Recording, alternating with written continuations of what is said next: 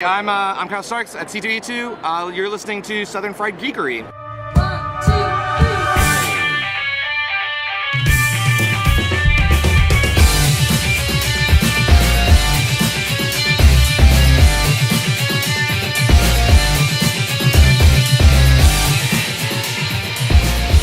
Remembered something fun I thought I'd try since this is our 36th episode and we got a little theme we're going to be doing later on today. You guys know how Childish Gambino got that name? No. Huh? He regrets doing it this way because he didn't think this music career was going to blow up and he would have put more thought into his name. But there's actually a Wu-Tang name generator that you can get online. Are you serious? Absolutely. And since this is our 36th episode, and 36 is attributed to Wu-Tang, more on that later, of course. I looked up everyone's names on the Wu-Tang name generator. Oh, this is amazing. I thought y'all would like to hear what you are. For sure. Jerry, if you were a member of the Wu-Tang Clan, Jerry Smith would actually be known as Lucky Ambassador. All right.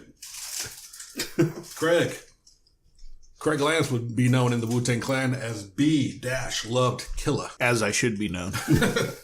Caleb Alexander McKenzie gets the entire name. Ooh, just to make sure we got accurate. Hyphen and everything. You would be known as the Smiling Warrior. You're fucking right, I would be. And I looked up my name, and I am Lucky Samurai. So from now on, that's your names. Nice. What was mine again? Never mind. Don't worry about it. You're out the Wu-Tang. You're the only member to ever be kicked out of Wu-Tang because everyone's in the Wu-Tang. Lucky Ambassador. I wonder if You will there's... have to text us all of those so that we know. I think you somehow, made the universe do something, though, because I got on Twitter this morning. Mm-hmm. I had 8 SoundCloud rappers follow me over last night. And I don't know why, because I didn't tweet anything out yesterday. I didn't tag SoundCloud on anything. 8 SoundCloud rappers followed me last night. And so I tweeted this morning. I was like, look, I appreciate that I've got apparently some unknown level of street cred. So, respect, but I'm tragically white, guys, and I'm just going to disappoint you. I don't know why you're following me. I'm not worth it. It's a lot of Xanax involved. So I think your name generator somehow pegged me, and now pegged you. Oh wait, so you guys want to do a podcast? I suppose. Let's do this thing. Hey everybody, welcome back to another fun-filled episode of the Southern Fried Geekery podcast. And as you just heard the man, the myth, the legend, Sean say, this is our 36th episode. Been doing this for a hot minute, guys. We have. So if you have been enjoying the show, you can always go and follow us on social media. We're on things like Twitter and Instagram and Facebook. And we even put out all of our episodes on the YouTube. And we're fixing to have some YouTube content coming up. There's a little bonus stuff that you can only find on the YouTube channel. But for now, I guess I'm Caleb Alexander McKenzie, the Killer Warrior? No, Smiling Warrior. I don't smile that much. I am Craig Lance, and I don't remember my name. He is the Beloved Killer. The Beloved Killer. B-Loved Killer. B-Loved. I gotcha. I'm Sean, Lucky Samurai. And you can just call me Lucky Ambassador this entire episode. That's the only name I will answer by.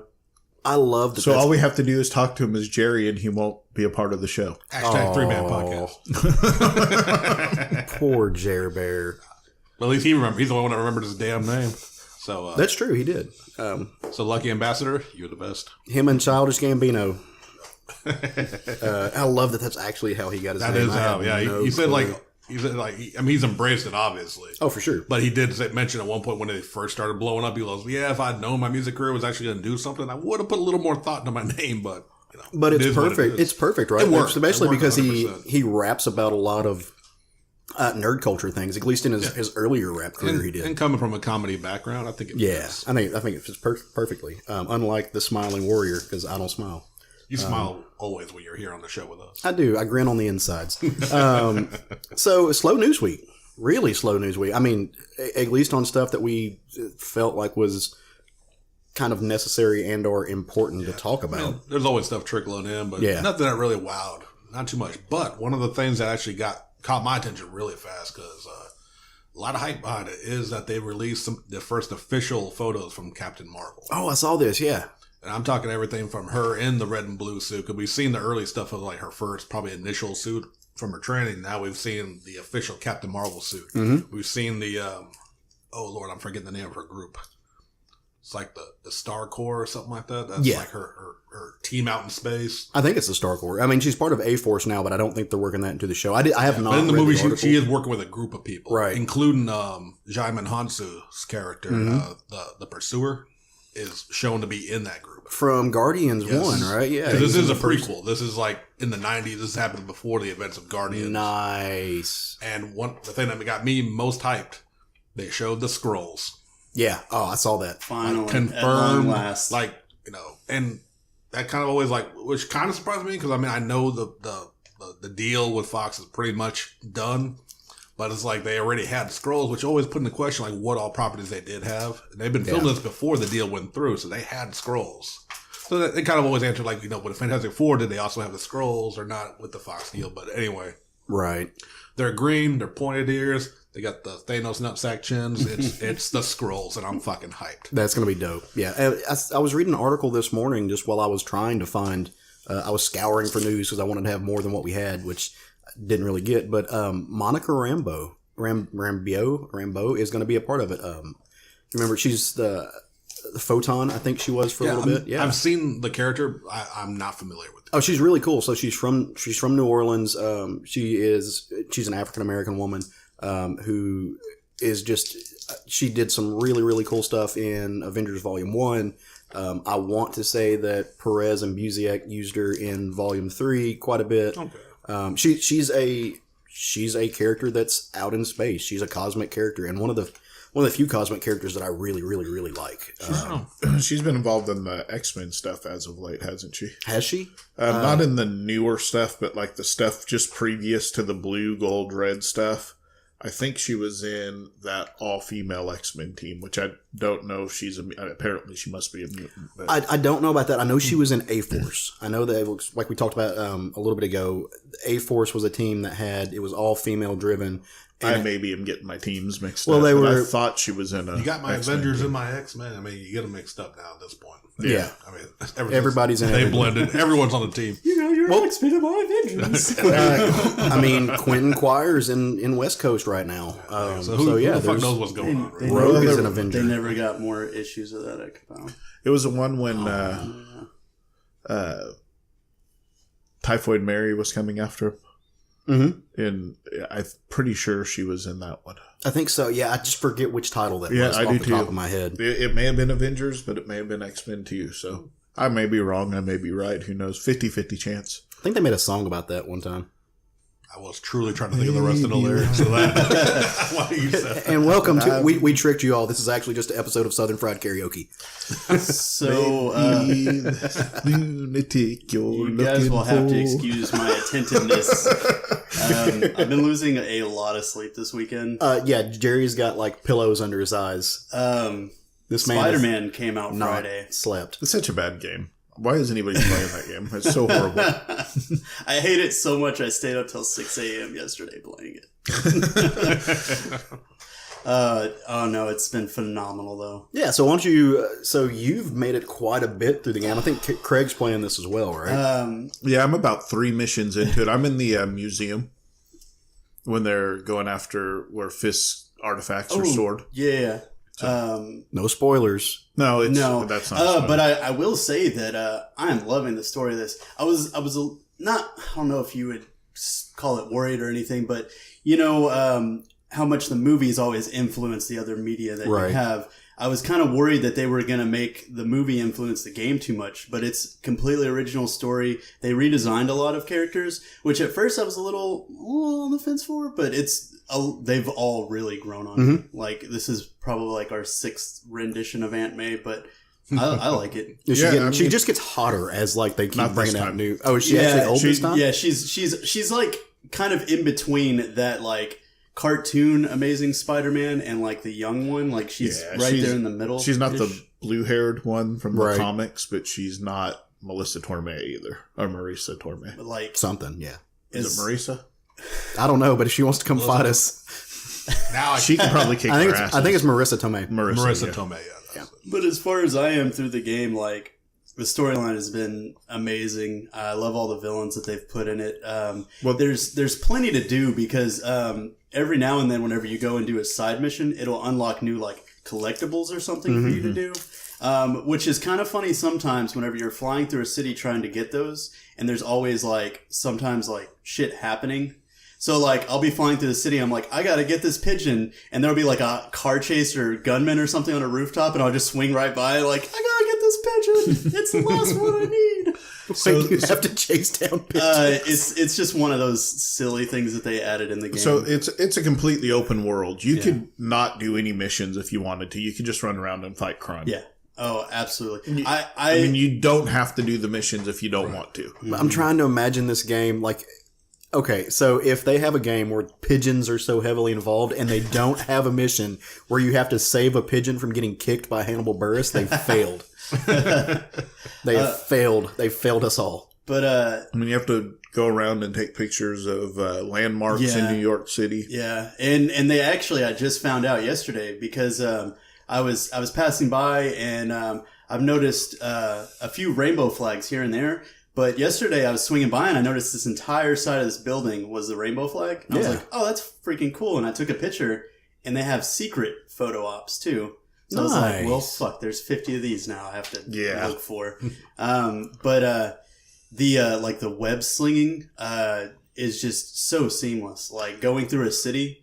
I mean, it's a lot of fun. I'm in Zen just doing that. I could just swing through like the entire city of New York. Or have you like ran around on the ground at all yet and had them like yelling at you, Spidey? What are you doing? Leave us alone. Yeah, and they'll comment on stuff that you've done recently, and then you constantly have J. Jonah Jameson's radio station or whatever come in, and like he's like, you know, of course, him and Rush Limbaugh. Yeah, That's that funniest meme I've seen so far from this game to come out was they had a picture of it and they had all the reviews like Metacritic, IGN. It was all like 9 out of 10, 5 stars, 8 out of 10, 9.5, 9. Then it said Daily Bugle, J. Jonah Jameson said 0.5 out of 10. That's funny. No, dude, everybody's loving this game. So, I did say it's a PS4 exclusive, actually. Yeah. So Xbox owners need to get their shit together. I've got a PS4. I just haven't bought this game yet. And I was talking to a buddy of ours on Twitter again the other day, and because I was like, I think I'm the only nerd in the nation who's not playing this game right now.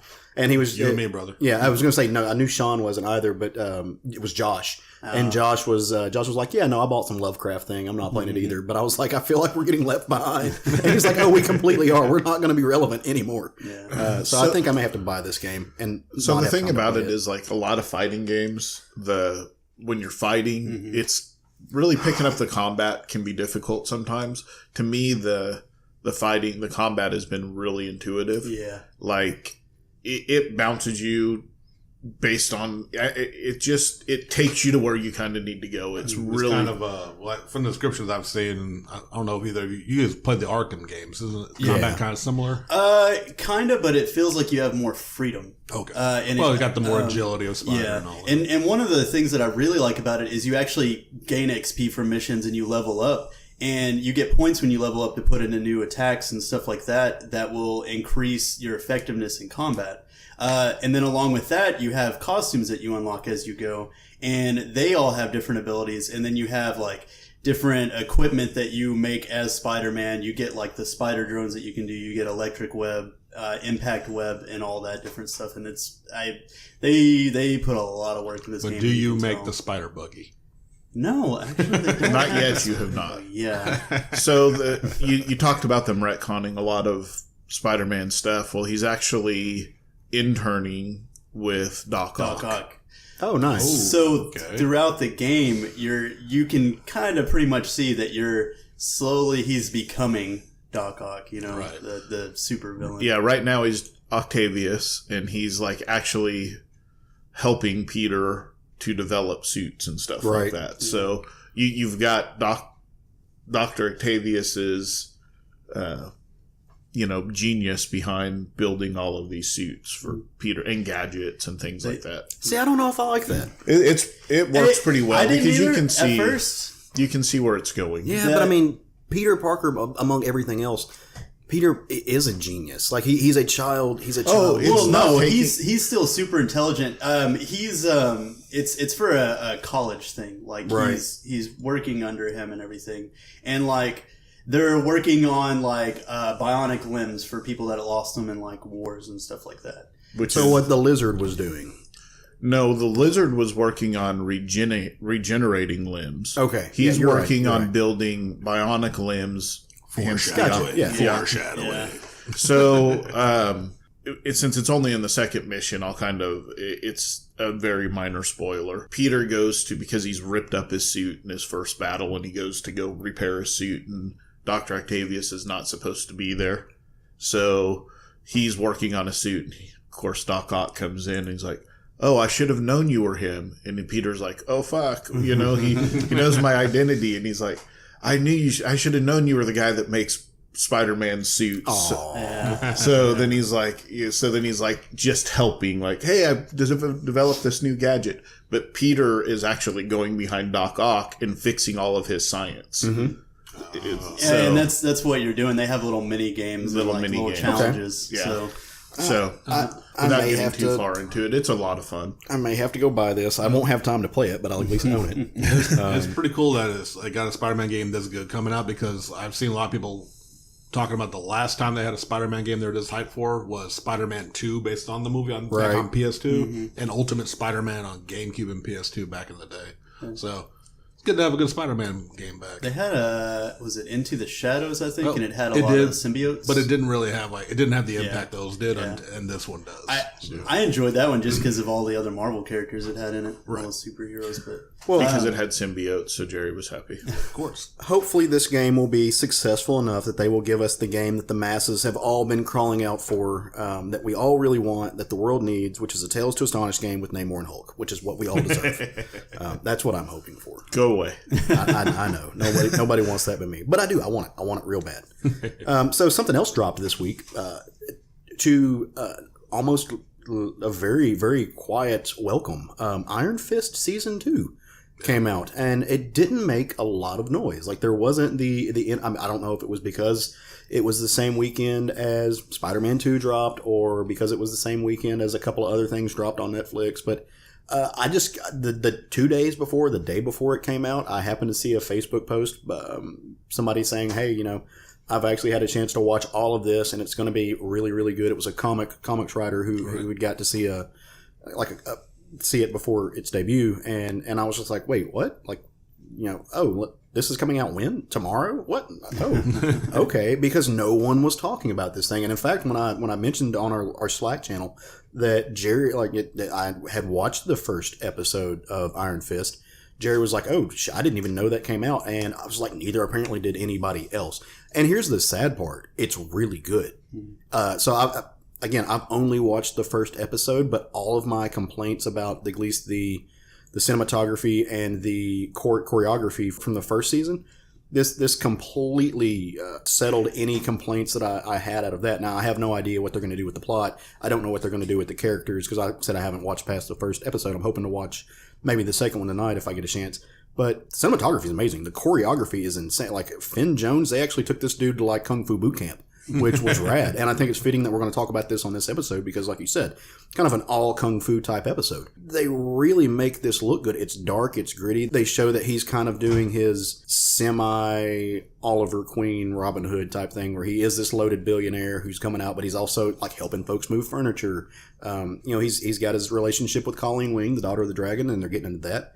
They introduce the quote unquote masterminds behind this new big bad villain, and you get a look at who is going to become your first villain, which, Craig, you actually mentioned her earlier, which I thought it was my turn to segue. I thought you were doing awesome because it's Typhoid Mary. Oh, yeah. Which we've released and then I realized Jerry had to talk first. So how many episodes is this season? I want to say it's 10. I haven't looked, and maybe I believe they trimmed it down to 10 episodes this season, which I think is a good idea. If we've learned anything from these Netflix series, I think that they benefit better because for some reason they just can't seem to tell 12 episode story and make it coherent without it being a kind of a drain in the middle, right? So shorter seasons, especially if you dump it all in one shot.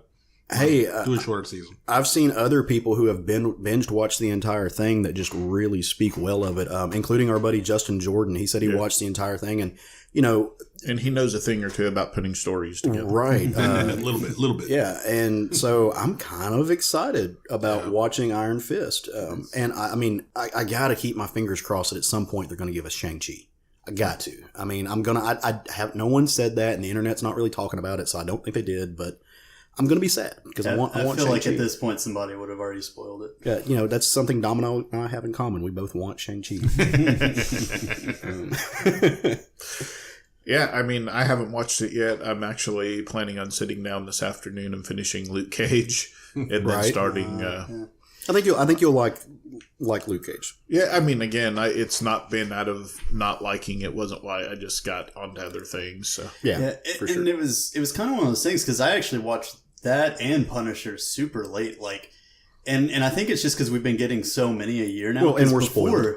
Yeah, and before it was like only 2 a year, so like when those came out, it was super important. But now it's like what 3, 4 a year, something around that. I still haven't watched Jessica Jones, but it's also one of those things of Netflix having a lot of original series and stuff. Like Roger this morning was watching a show that I really enjoyed, and I was like, "Oh, you're watching this?" And he's like, "Yeah, the second season just dropped." What is that show? I forget what the title is. Oh man, you would put me on the spot like that. I can't remember, but it's about a kid who has he's on the spectrum, yeah, and so he has a lot of problems with like if there's too much going on, and it's kind of like him trying to create a love life because his therapist at one point told him that he should date, you know, because he's like always by himself. And so like the first season was like him crushing on his therapist, like, but he's like, oh, I need to prepare myself for her. So I'm going to practice with like these other girls at school and stuff like that. And like, then he realized the emotional repercussions of like, kind of leading people on and stuff like that, and he didn't realize what he was doing because it's hard for him to associate with people. Yeah, I've not seen any of this. It was really good, and if I can remember the name, I will say it. Yeah, we'll figure it out. I just realized I haven't watched the second season of Jessica Jones. Ooh, I think that just kind of we're spoiled. We have an overabundance. Our cup runneth over. So in comics news. Was there any comics news this week? I actually had 2 pieces. All right. To add. No, nice. I didn't see that much. I can't remember what creator it was. I'm sure you follow them on Twitter, but they just announced, or they just said that Monet is actually going to be in. I think it was either the hunt for not the hunt for Wolverine. I think it was Weapon X. Yeah, she has been. Because has she been in that? She showed up. I want to say the last issue, because Monet and Sabretooth, it's probably Greg Pak. Greg Pak that was saying that. They had shown the impetus of a relationship between Sabretooth and Monet in a series a while back. And when that series ended, they just kind of left it dangling in the wind. And then Sabretooth went and did his own stuff. And Monet actually has like her brother, who is this like mutant parasite, at the time living inside her, and I don't know if he still is or not. It's the character from Generation X. It was one of the big bads in that initial run of Generation X, who is Monet's brother. And so anyway, he's still like attached to her. There's a whole thing. So I saw that she's going to be coming back, and super excited because Monet's awesome. Diva, fashionista, sassy, quippy, uber powerful, can do just everything. She's just kind of a shit, I was going to say Juggernaut, but I can't say that when you talk about the X-Men. Maybe it was her I was thinking about being in that X-Men book. Maybe, yeah. Could have been. Anyways. It's kind of nice whenever they bring your old characters back like that. And speaking of that, Donny Cates announced this week, and it was actually at the end of his Thanos Legacy issue, so if you haven't read that and you don't want spoilers for that, then just go ahead and skip 15 seconds. But he announced that him and Jeff Shaw are going to be writing Guardians of the Galaxy. At the end of the book, it showed a huge 2-page spread of like who's going to be in the Guardians of the Galaxy, and it had all these cosmic characters, which I know Craig and I are fucking wild about. So I don't love the cosmic, but I do love Donny Cates' version of the cosmic. And I'm super excited about Donny Cates on Guardians of the Galaxy is what I'm super excited about. And Jeff Shaw, just absolutely killing it. But like they had just wild ass characters in there. Cosmic Ghost Riders and Galactus was in there. They had original Guardians of the Galaxy. And then they had Beta Ray Bill. Yep. And Jerry had to go change his underwear. One other little spoiler for a comic that came out this week, Death of the Inhumans. I wasn't reading it, but somebody was like, you need to read this like right now. This isn't anybody's book of the week, right? No, I asked Craig before. Okay, just because I wanted to throw it out there. Donny Cates is writing Death of the Inhumans. At the end of this week's issue, and spoiler, he brought in Beta Ray Bill. Yeah. So, yay for Jerry! My thoughts is if Donny Cates is writing Death of the Inhumans and he's going to be writing Guardians of the Galaxy, I think in December is when it's coming out. Like, Death of the Inhumans should be about over by then, right? So, I would think so. I think it's a 6-issue. Donny Cates. Somewhere Mike's tattoo just started glowing and the signal has been sent. Whenever I saw him post his comics of the week, I got on there and I was like, everything was good. But the end of Death of the Inhumans, and he was like, I know. Yeah, Matt was really excited about that and was sharing it with everybody at the store, which was fine because it doesn't really spoil the story. Yeah. Oh, yeah. Just to see that little picture. Well, Jerry, Mike, and all other 3 of Beta Ray Bill's fans out there. Wendy. Well, she doesn't count because she's the best of us. Wendy loves Beta Ray Bill. Well, she's one of the other 3. No, but that's awesome, though. Yeah. Beta Ray Bill. I don't know much about him, but I dig it. I've always dug his design. I know I give you shit, but Beta Ray Bill's a cool-looking character. It was just great because, like, in the previous issue, they killed off Lockjaw, and Medusa and the rest are trying to go get help to save Black Bolt, and they get to this planet, and they're talking about how this person's not going to want to help, and they're like, well, I mean, he loves us, and he loved Lockjaw, and they get there, and somebody's, like, pretty much telling them to go away, and they're like, Black Bolt's been captured, we're at war, they killed Lockjaw and Black Bolt's brother, who name I forgot. Maximus. And then this character was like, what'd you say about Lockjaw? Maximus the man. And then it was like, showed him like a full page of Beta Ray Bill. And I'm like, yes. Speaking of Wendy, I've got a Wendy thing. And Sean, this involves you. It involves you on 2 fronts. So do you remember a few weeks ago when Wendy actually got to play drums at the NXT thing? All in. Not all in. Sorry, yeah. I'm wrestling ignorant. You should have the all in. Yeah, she have to perform. I don't have a folding chair. We only have these nice chairs. That you can drop kick me later. So I have 2 things out of that. Number 1, I'm going to send you a text message later with a request, or I'm going to post it on our page. Okay. I would like you to draw Wendy playing the drums at the all in thing because I think that would be super cool. And also, I was having this conversation with Wendy, and Wendy had a request. Oh. And this is going to inherently involve you, and it's going to be something new that we haven't done before, at least as a group or as a podcast. Wendy would like to come on the show and have a conversation specifically with you about wrestling. And so since I figure, especially playing at the all-in thing, so since you're always looking for an excuse to talk about men in underwear touching each other, and wrestling. Also, almost got there. That's also something Wendy likes to talk about. What we're going to try to do is we're going to put together a thing where you and I can get together, and we're going to Skype with Wendy, and we're going to record I don't know if it'll be a special episode or a special segment where you and Wendy get to have kind of a double-page Southern Fried crossover and talk about drop kicks and suplexes. Well, fuck yes. And some drumming. So that's kind of live. Again, you didn't know about that. This conversation just kind of happened yesterday. Yeah, I have to get with Wendy and get I need a reference pick. I don't know how big of a drum kit she had. I'll definitely do that drawing too. You've seen Neil Peart's, right? I don't know who hers has got one more. Neil Peart's is Rush. No, I've actually never seen Rush. I've only heard. He's the guy who has like 75 different drum heads and like every it's ridiculous. So hers is not that insane, but anyway, she's a good drummer. She's a really good drummer, obviously. So yeah, other than the fact that I think that's it on comic news. I got really distracted by the Twitter explosion that was Gail Simone getting in a fight with Rob Schneider over a Canadian donut shop, which Canadian donuts are worth dying for, which led to Rob Schneider blocking her and sending.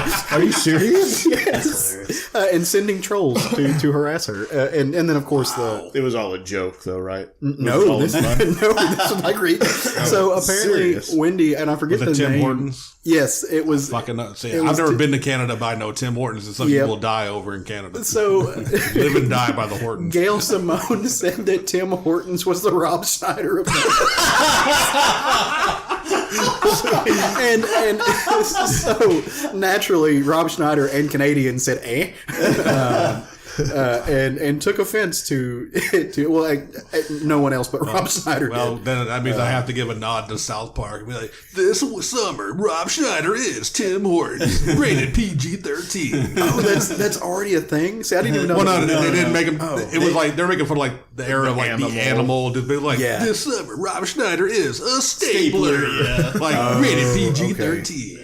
Yeah, so that's a thing that happened. So thank you, Gail Simone and That's Twitter. amazing. Twitter was fun this week. Huh? Twitter's been fun. Twitter's for the past been couple really weeks. fun. And I don't even. I guess that's kind of comic news. We want to talk. I'm in a good mood. More people got their shit pushed in by the industry they want to attack. How's that? Yep, We'll just leave it pretty at that. much. Yeah, It was great. they've been renamed by people to comics hate. That's Twaddlers? fun. Huh? Twaddlers? Twaddlers and comic hate. Yes, very nice. Yep, it was a real thing. So, all right, I'm going to close the gavel on news if we don't have any more, unless Jerry scared the shit out of me. I closed the gavel. I'm jumpy, man. I drink less coffee. I got Sean over here talking about pushing someone's shit in, and anyway. Happens, bro. So one of the really cool things about doing this show, and we kind of do this every week, is that we do have social media pages, and we've been able to connect with so many of the people who listen to our show, and people who may not listen to the show, but they find it somehow, and we have a really good time. And Sean has taken upon himself to fulfill his New Year's resolution and do a drawing for every day of the year, and he's benevolently. Anyway, Benevolently. Benevolent? I'm not. Wow. Wait, hold on. We have to address this word.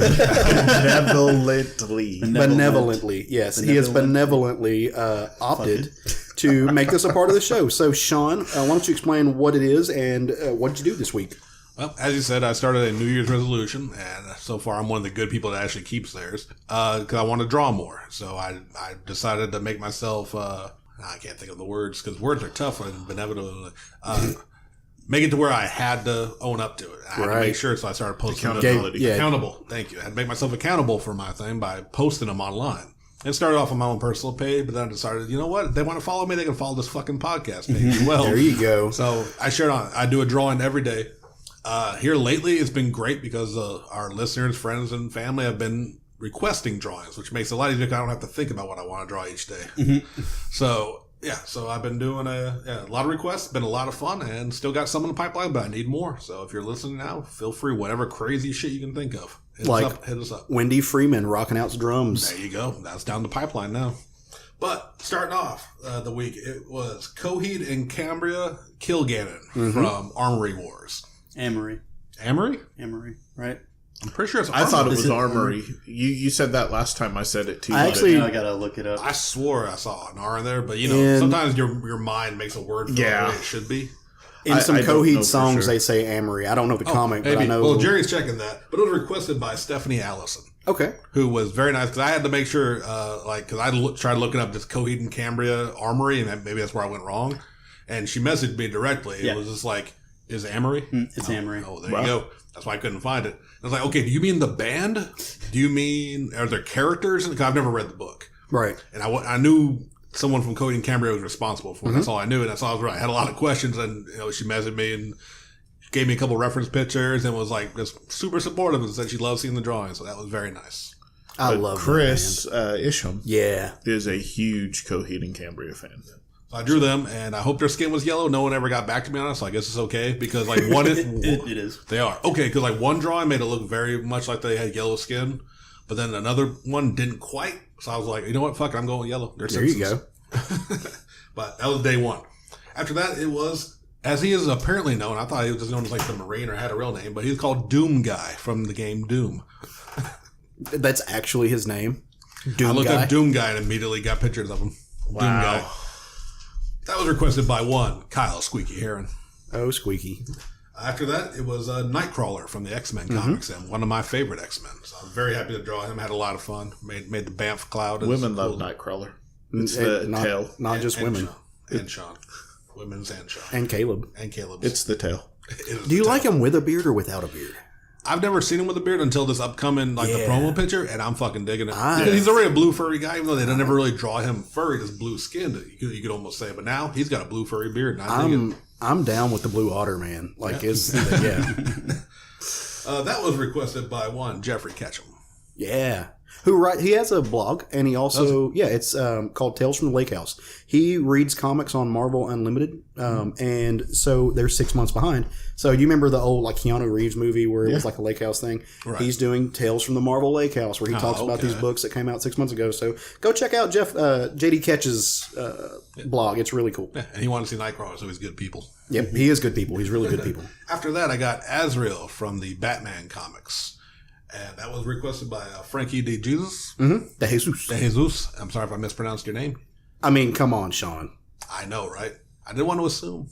De Jesus. Sorry. My apologies. You're the Latino. I'm only half. So this is what I can use it against me when I fuck up. I'm only half. But then when I want it for me, like, hey, I'm half. I'm calling your mom. Actually... sorry to interrupt again, but we know a lot of friends who do really cool stuff. You should really like Frankie because he also runs a wrestling podcast. Okay. I'll send you a link to it. Good stuff. Nice. He is one of my friends on our Pokemon Go, on our Southern Fried Geekery Pokemon Go account. Yeah. Using his real name so I know it's him. After that, I got a cool Star Trek alien. Which I, in turn, chose the Ferengi, who are one of my favorite aliens, because I love Deep Space Nine. That was requested by one Stephanie Straw, who then commented that my choice wasn't a cool alien. But also admitted that she should have been more specific if she wanted an opinion. Right. But it was still a fun way I never would have drawn a Ferengi as much as I enjoyed them. You could have trolled real hard just drawing Jean-Luc Picard, because technically in the Star Trek universe, he is an alien. Yeah. You're right. I should have drawn Chewbacca and really trolled everybody. Oh no!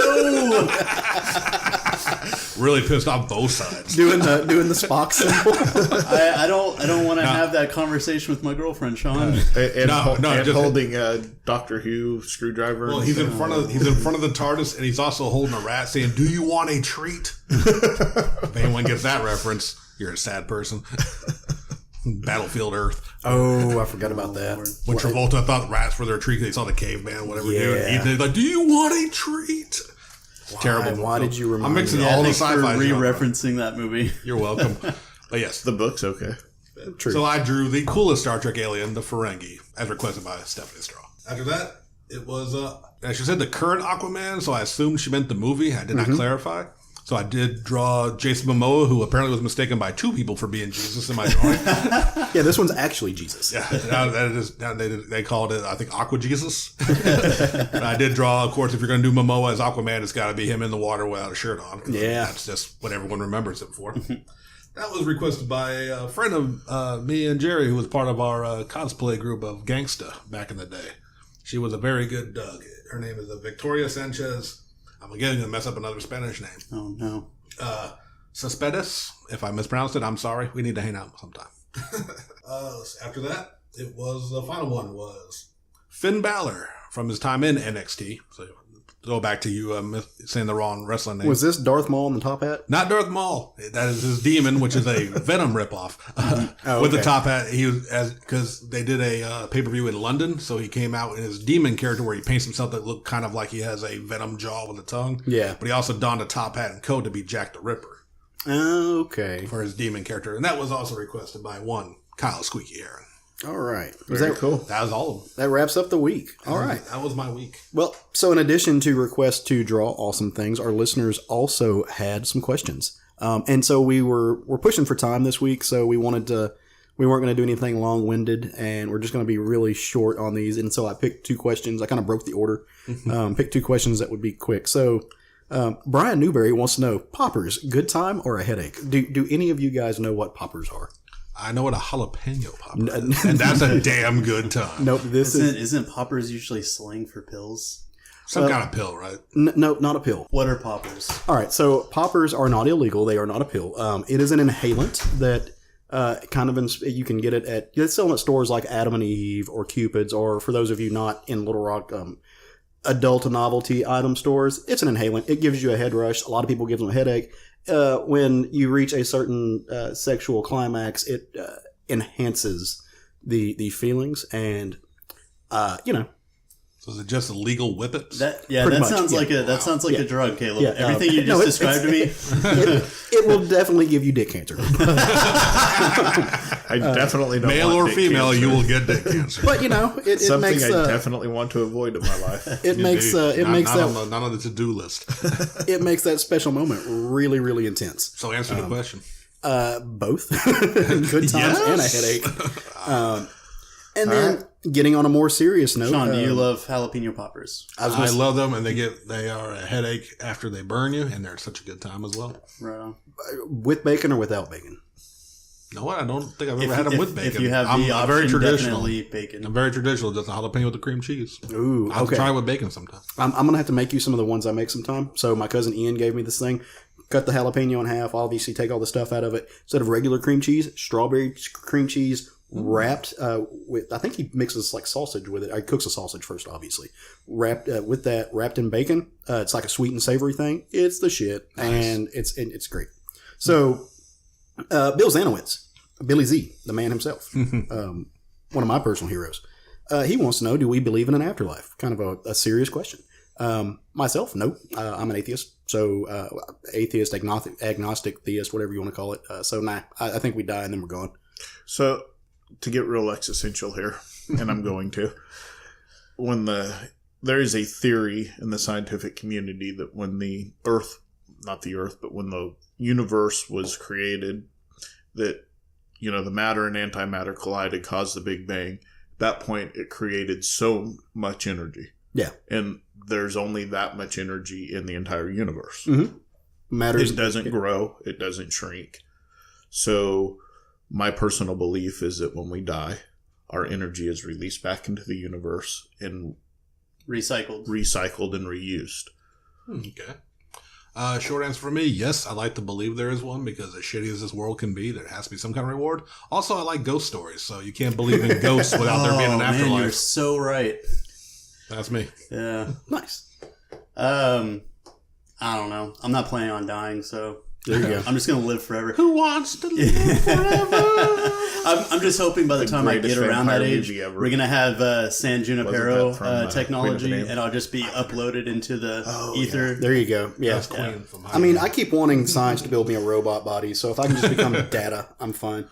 How about just robot legs? It's a risky operation, but I think it's worth it. Jerry appreciated that. Right? So, favorite pop culture or comics afterlife I got it. thing. I mean, I'm a fan of Conan and I love Vikings, so Valhalla. If there is an afterlife, if there was one, I would want it to be Valhalla.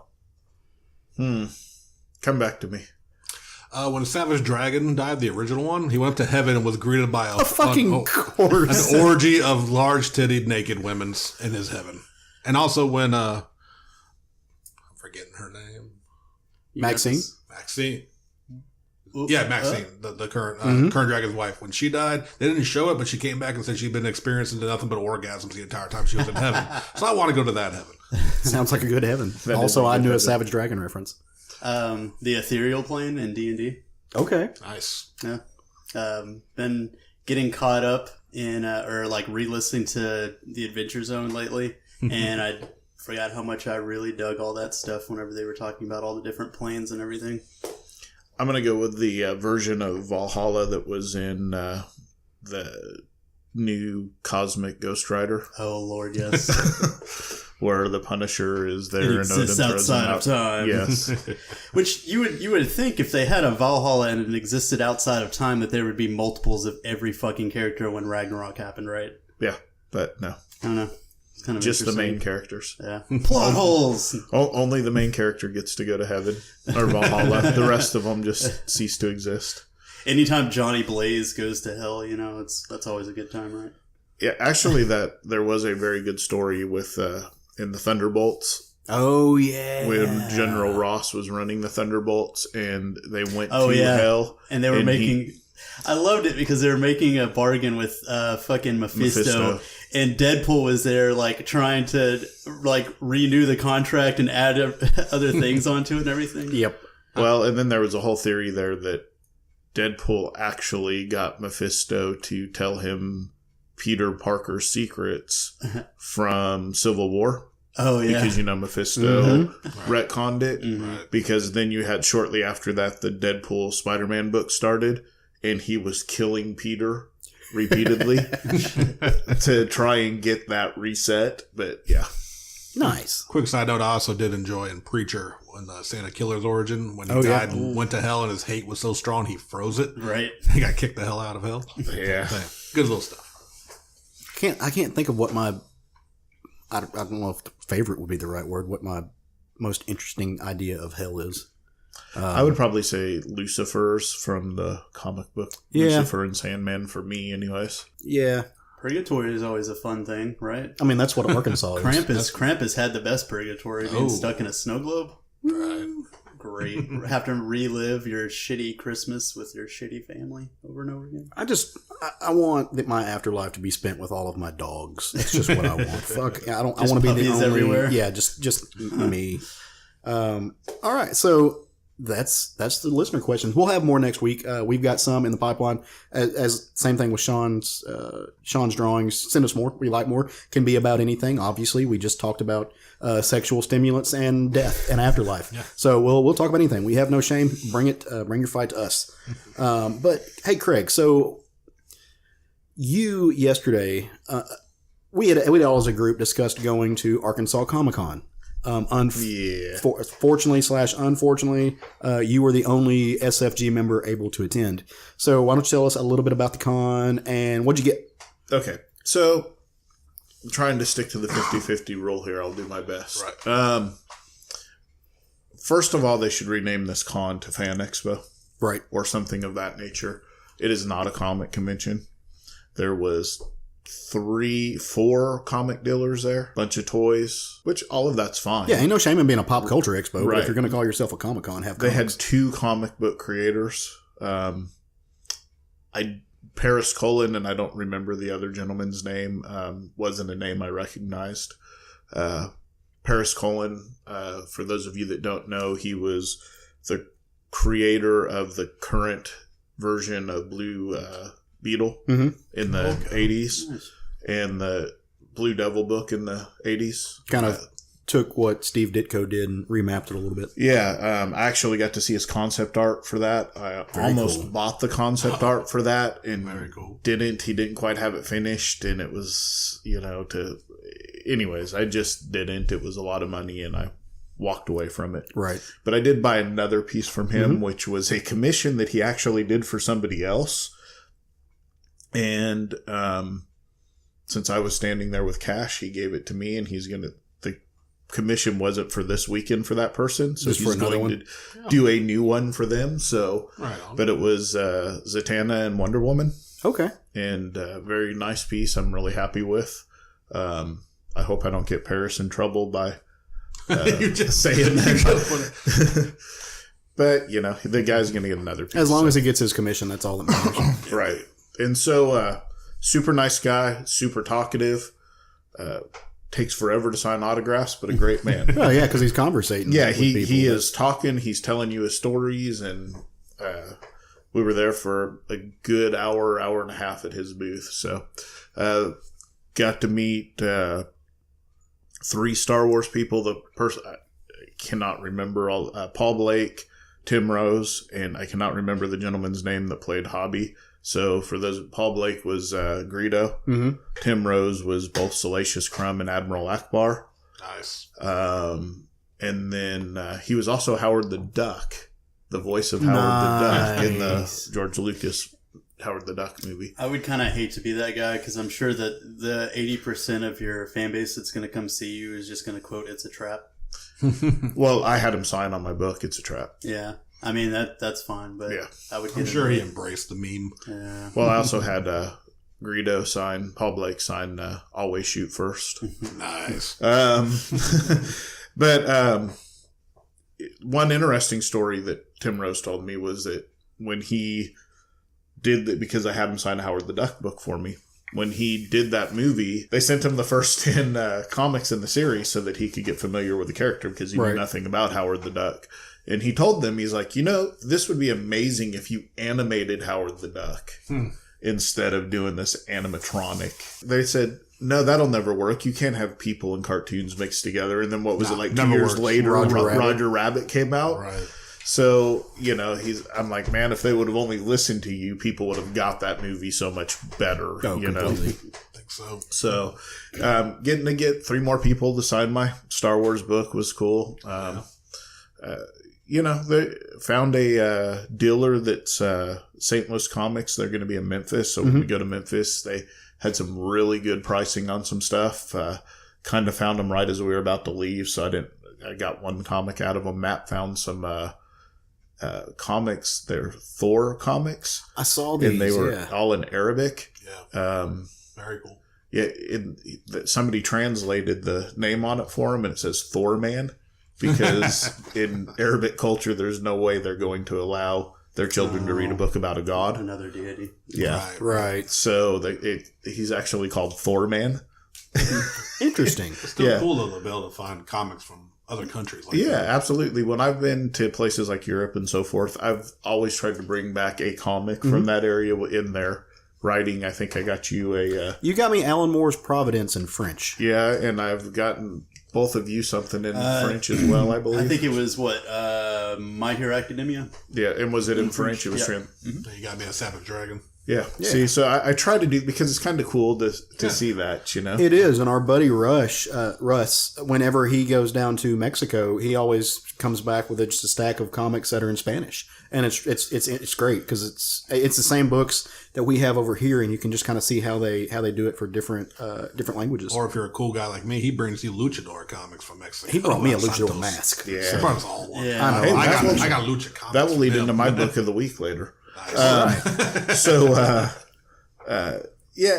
con was okay. I went expecting more of a comic con. It was an entertainment con. Fine. It was fine. They have got to fix their line situation. Luckily, we had comp passes since Matt owns a comic book store. Right. So we had comp passes to get in, so we didn't have to wait in the long line, because there was a long line for security, a shorter line for the pre-sale for security for those people that bought their tickets early. And then once you got through security, if you hadn't bought your tickets, then you had to wait in line for tickets. So you had to wait in line to go through security just to buy your tickets. Gotcha. And it was a long line, people. Yeah, they didn't exactly have their stuff together. No. Which is kind of weird, because I don't remember waiting in line at all last year for it. No. Well, all I can think of, and our friend Larry pointed this out to me because he was going to go, and I'd sent him a picture of the line and just said, be prepared. And he said, well, they just had that shooting at the thing in Florida. Right. Yeah, the video game. Yeah, so they're probably being extra careful, which makes sense. Indeed. But in the big picture, yes, you want everyone to be safe. But you got to have more than 2 security people. Absolutely. For, either they had a larger turnout than they anticipated, or they did not have enough staff. One or the other 2 things happened. So, outside of that, there was a game in there that was straight up ripping people off, and that was a problem to me, and I'll tell you guys about that later. But okay. It was it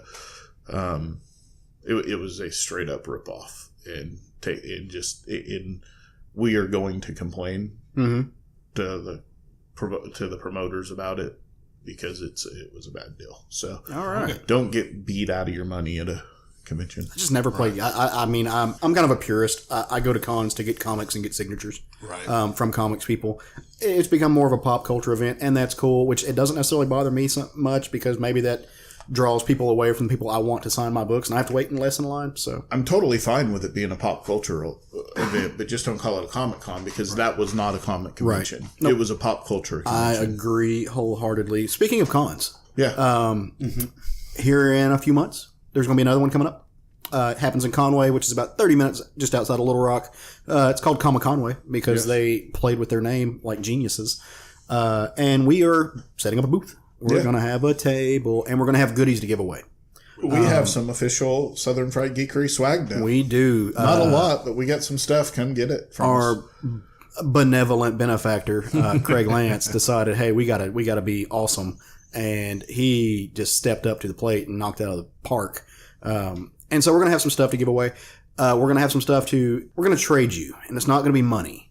We're going to have more to announce about this later, but if you come up to the table and you show us that you have subscribed to the podcast either on the app of your choice and or YouTube, your chances of getting better stuff goes way up. Nah, we're going to do code words. Are we going to do code words? Yeah, we're going to do code words. Oh, that's awesome. And like a couple episodes before the convention, we're going to give out the code word a couple of times. So if you don't listen to the rest of the episodes, at least listen to the ones previous to the con, because we're going to try and get some extra goodies besides our normal swag. We're going to be giving out to pass out to the people that know the code words. We're gonna split it up. It's gonna be a phrase. And like the 3 episodes leading up to it, you'll get a piece of the phrase, so you have to listen to each one of those episodes. There you go. That's not a bad idea. Yeah, that's not bad at all. Bullshitted that out of my butthole. So, and that's why the stuff we give away may be stuff out of our own personal collections. It may be stuff that we purchased to give away. But there will be some giveaways for our listeners until we are out of product to give away. Right. We can only give away what we have. Well, and that's another thing. In this capacity, this is going to be the first time any of us have tabled a con for a podcast or something like that. So if you're listening to the episode and you've got an idea, hey, this would be cool if you guys did this within reason, let us know. Give us some ideas of something that you would want to see come from a table of a podcast at a con. I will be doing sketches at the con. Yeah. Well. I did talk to one of the 50% of the promoters for that show. Right. Talked to Jimmy Dyer yesterday. They actually, I had a meeting with them last Tuesday because I helped put on their Friday night stuff, and they were actually talking to me about us doing some panels and stuff. Yeah, so we may very well be hosting some panels. Jimmy just got a new job and he doesn't know how much he'll be able to be at the con. Would love to help out. So I told him we would help in any capacity we can, since we just have to have one person manning the booth. We can, take turns that, the other 3 go and do panels and host and so forth. So, and I blocked off work. So, yep. So I should be off. Yeah. I don't work on the weekends. So, we'll presumably be doing some panels, some other kind of, since we're talking about that sort of thing, we are going to be advertising in a magazine. All right. Yeah. Tell me more about this. Yeah, the 50th anniversary of Night of the Living Dead magazine, put on by our good friend Brian Stewart. Phantasm Media presents. Yeah. I never want to say it wrong, but I could never quite remember it. He's got this magazine coming out, offered me a chance to be an advertiser in it, and I took him up on it, and we're going to be in there, so hopefully we'll get our name out to some more people. But we're advertising in a magazine that is highlighting George A. Romero. Yeah. Like, my heart is like drenching. It's growing 3 sizes today. And that's going to be so cool. It's just, thank you, Craig. Seriously. Yeah, absolutely. That's awesome, brother. And make plans to come see us at Conway. Make plans to come out and hang out with us. And now, like Saturday, Sunday will be where we'll have our table set up. Right. That'll be our booth. We'll have all the giveaways. Friday, we are actually going to set up. Oh, we will be there. Okay, because I would say the way Comic Conway works is Friday is really the day before the event really kicks off, but they do a special thing at the library in Conway where we will have a booth apparently set up on Friday as well. Jerry will be hosting a cosplay contest, an anime specifically cosplay contest, judged by me and a couple of our friends. Mm-hmm. Are you doing the Gunpla? We are doing the Gunpla competition, I think, right before that. And we actually decided, because normally I'd have everybody vote on a movie to watch afterwards, but it seems like everybody kind of like splits after the cosplay contest. I mean, it's pretty late. Fairly late at that point. So actually what we're going to do this year is we're going to have everybody vote for the movie. And then on Saturday, they have an open room that we're just going to show the movie and stuff. Okay. Yeah. So a lot of Southern Fried Geekery all through that weekend. Yeah. So the reason I did Friday, just so everybody knows, is a lot of people don't set up Friday at the main event center. The main event, no, at the library. library. Yeah. A lot of people don't set up at the library because they have a lot of stuff to have set up. Yeah. Over at the convention center. At the convention center. Yeah. So I figure we just won't put up our banner. We'll just have our table with some of our swag out to give away. Give us a chance. It's a really good night to talk to the creators. If I'm not mistaken, it's also free. Yep. Yes. Get in on that the night. library night is a free entry. And the con is only $5. Yeah, it's a day, I think, to get in.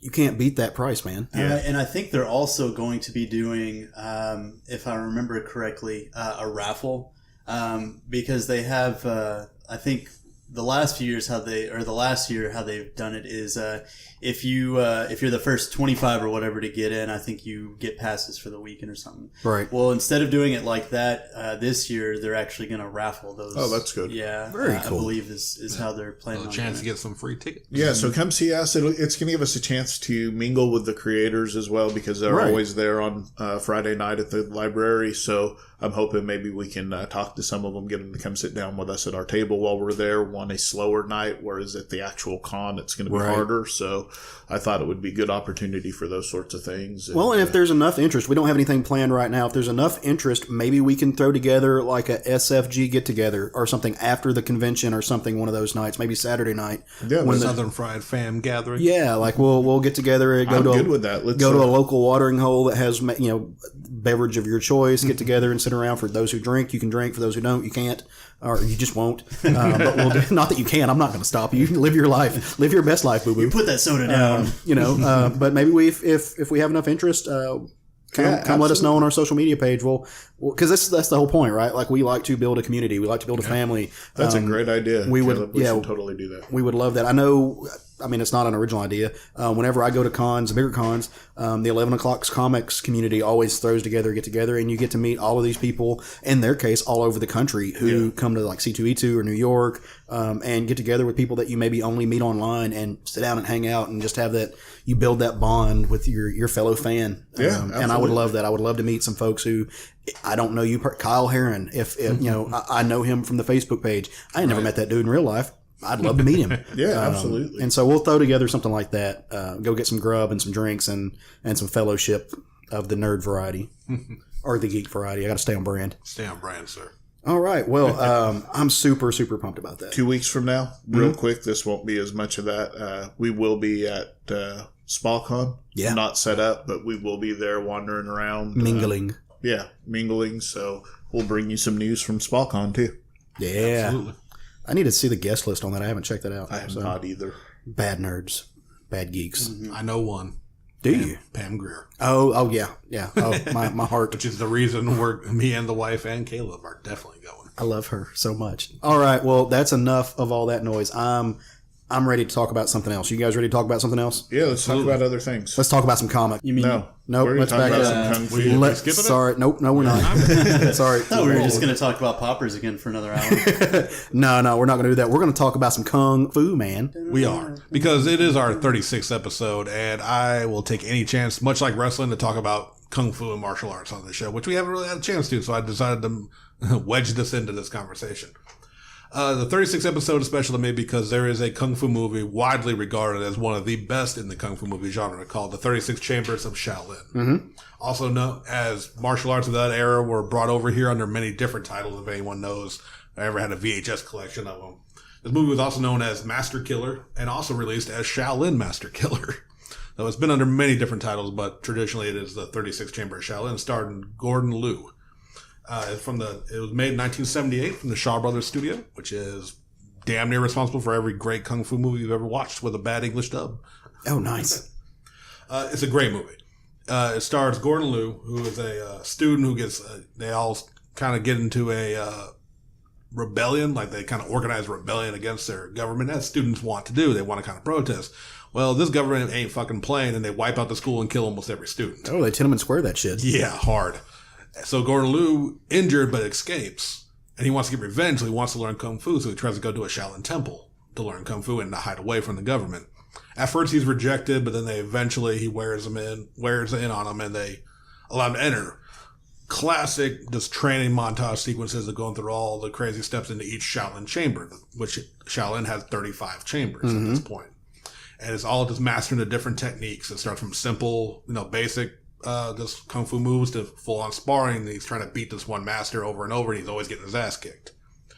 Then one day, because it's been a while since I've watched this, and I did some review or research. It was weapon based fighting. He was always losing, and this guy he keeps beating him, and so Lu's training with this the spade weapon. And he's attacking bamboo, and he ends up breaking it into this one bamboo stick in 2 different points. I was thinking if I had seen this movie, and I didn't know until you mentioned this. He creates the 3-section staff. Yeah. Oh, nice. Yes. By breaking bamboo into 2 parts, he notices he can spin it around. It hits like a staff, but also has the flexibility of, like, say, the nunchucks or something like that. Mm-hmm. So like a flail and a staff at the same time, creating a brand new weapon. So with that, he using that new weapon, he beats the master he's been sparring against, losing against, and they finally acknowledge him as a proper student. And they ask him, all right, well, you're trained, you wanted vengeance, go do what you want to do. He goes, I don't really want that anymore, but I still want to help the people. So I want to train them. Like, well, you can't train them unless unless they're all become monks, and these people don't want to become monks, but they want to protect themselves. So they, kick him out for breaking the rules, quotation marks, right, to allow him to go out into the street to train people. But he's not officially a monk. You go out there, he trains the villagers, big battle sequence, and he's welcomed back into the temple to create the 36th chamber, which allows anybody to learn kung fu. Oh, that's badass. It's a great movie. Seen this. Yeah, it's a classic movie. I might have it on DVD. If not, Noel probably definitely does. Yeah, it's a classic movie, and it's. Multiple filmmakers have quoted it as inspiration if they're into the action sequence. And even as we brought up, the reason I brought up the Wu-Tang names earlier, Wu-Tang's first album was called Enter the Wu-Tang, 36 Chambers. And that was because of this movie. So it's like I said, it's a seminal film. It's one of the best kung fu movies out there. You should go check it out. But we want to talk more about martial arts, of course, because I want to get in as much as we can whenever I can. So I know you brought up Shang-Chi earlier. Mm-hmm. But what's some of y'all's favorite either this kung fu comics, movies, anything? What are y'all into? All time favorite kung fu movie is Legend of the Drunken Master with Jackie Chan. Yeah, the second one, which a lot of people forget, is actually the second film.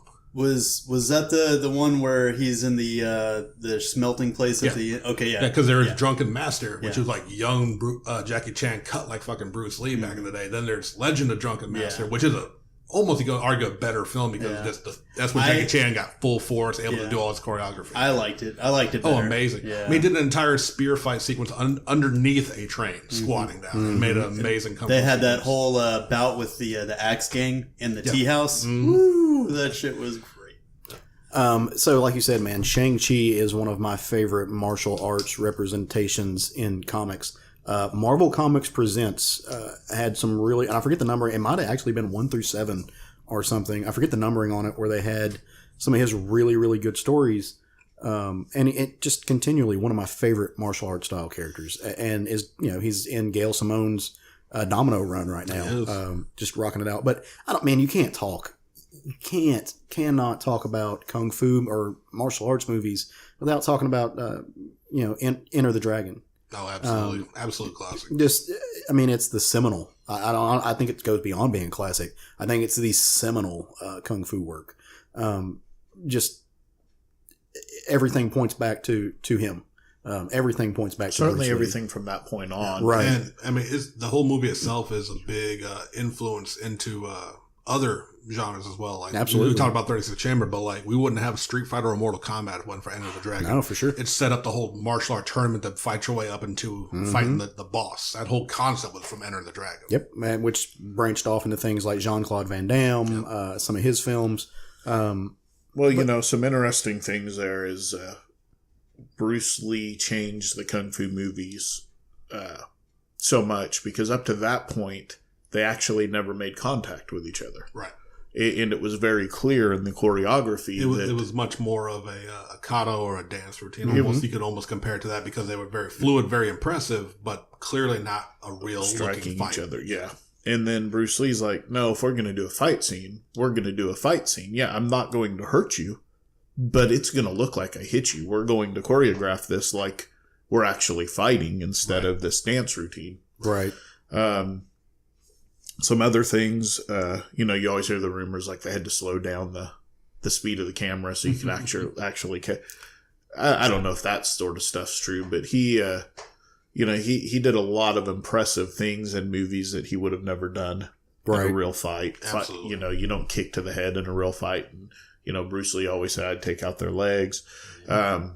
Jackie Chan suffered from being a Bruce Lee protege because they wanted Jackie Chan to take over Bruce Lee's career when Bruce Lee died. They essentially said, you're the new Bruce Lee. We need you to be that guy. They tried to push on him for sure. And they tried it, and the first couple of movies were not big successes. No. Either financially or critically. And he finally said, listen, I'm not Bruce Lee. Let me do a movie the way I want to do it. Let me show you my style. And then all of a sudden we get the amazing Rush Hour world. Oh, no. I love Rush Hour. I love Rush Hour, too. The first one. You just said too. As well. Jackie Chan ended up being, an amazing he was already an amazing martial artist, but when they allowed him to do his thing, he brought his own personal flair into his movies. So. Yeah, which always cracks me up when they do things like, you can't carry this or this or this onto an airplane because it's a weapon. Have you seen a Jackie Chan movie? Right. Literally everything in the universe is a weapon. His hands. You give that man a bench, he's going to fuck your world up. Like a little footstool will wreck you. I mean, there was one movie he did, and I don't remember, you probably know, it was, I think, his first American movie where he jumped off the bridge onto the boat going below him. That was the first one they put out, probably mass over here, called Rumble in the Bronx. Yeah. It was originally called Rumble in... Because it was filmed in Australia. I want to say it was released in China under a different name, but then they called it the Bronx and it's translated over here. Because I think it was like Rumble in Sydney or something like that. Okay. The Rumble Down Under or something? Right. But yeah, that was definitely the first like theatrical release, what started off his career here. Yeah, and he broke his ankle on that because he does all of his own stunts. He actually broke it prior to that jump. Instead, he threw on a sock painted like a sneaker and made that jump with a broken foot. Damn. And filmed the entire movie pretty much with a broken foot. Yeah, he broke it early in production. Wow. Yeah. So he's a beast. He's done stunts that have literally cracked his skull open on set. They got him to the hospital and he came back as soon as he could to finish filming. Yeah. He's a beast. So to me, it's always been Jackie Chan, Bruce Lee have been my kind of favorites in Kung Fu and the more modern. I love a lot of those old school black and white Kung Fu movies. And lots of times I would watch just parts of them and then, I'd watch some fight scenes or whatever. But I used to just, Saturday mornings, I remember they used to show AMC back in its early days. Right.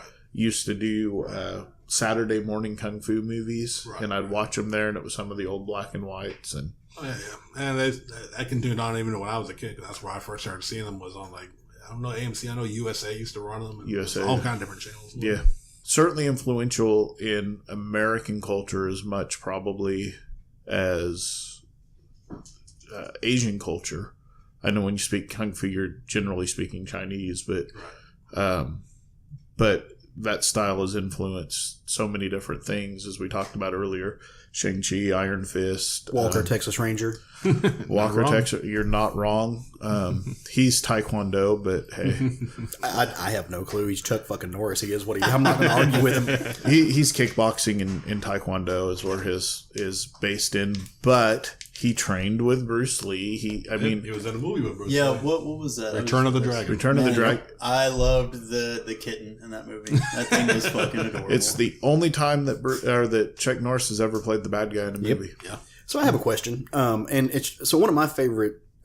I think it's kung fu movies is Crouching Tiger, Hidden Dragon. Yeah, it is kung fu. I have zero clue what kind of the rest of the kung fu loving world thinks about the movie. I know when I watch it, I think it's a beautifully written, beautifully shot film. I really love the fantastical elements of the kung fu in it. Right. What is the rest of the world? I mean, not that you can speak for everybody, but what have you heard? Do people like that? I mean, when it came out over here, it was definitely mind blowing. If you had never seen, which a lot of people hadn't, Yin Wu Ping, who was the director and choreographer of that film, which is also the one that did the choreography for The Matrix, which is why a lot of nickname would be like Wire Fu. There's also sword and fantasy genre is a genre of kung fu, which is heavily what this is. Right. It's cause it's it was all about the mystical swords and stuff, and they were literally just Chow Yun Fat would just point and fly and they'll battle on top of a tree. That's a little bit more of like kind of the mysticism side of Kung Fu. But I think the movie overall, generally well received. It opened up a plethora of movies that were kind of subpar to it. So people also kind of blame it for a little oversaturation of the wire fu style. I can see So that.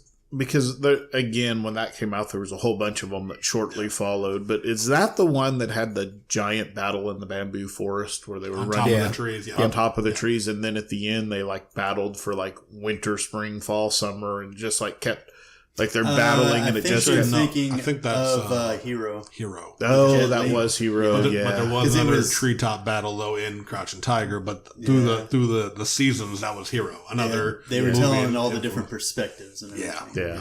And another one I thought of that I don't know what, I guess him talking about Crouching Tiger, Hidden Dragon, Iron Monkey. Iron Monkey. Was Iron Monkey really was good. great. Another Yin Wu Ping Yeah. film. This one with Donnie Yen, who is one of my favorite all time martial artists.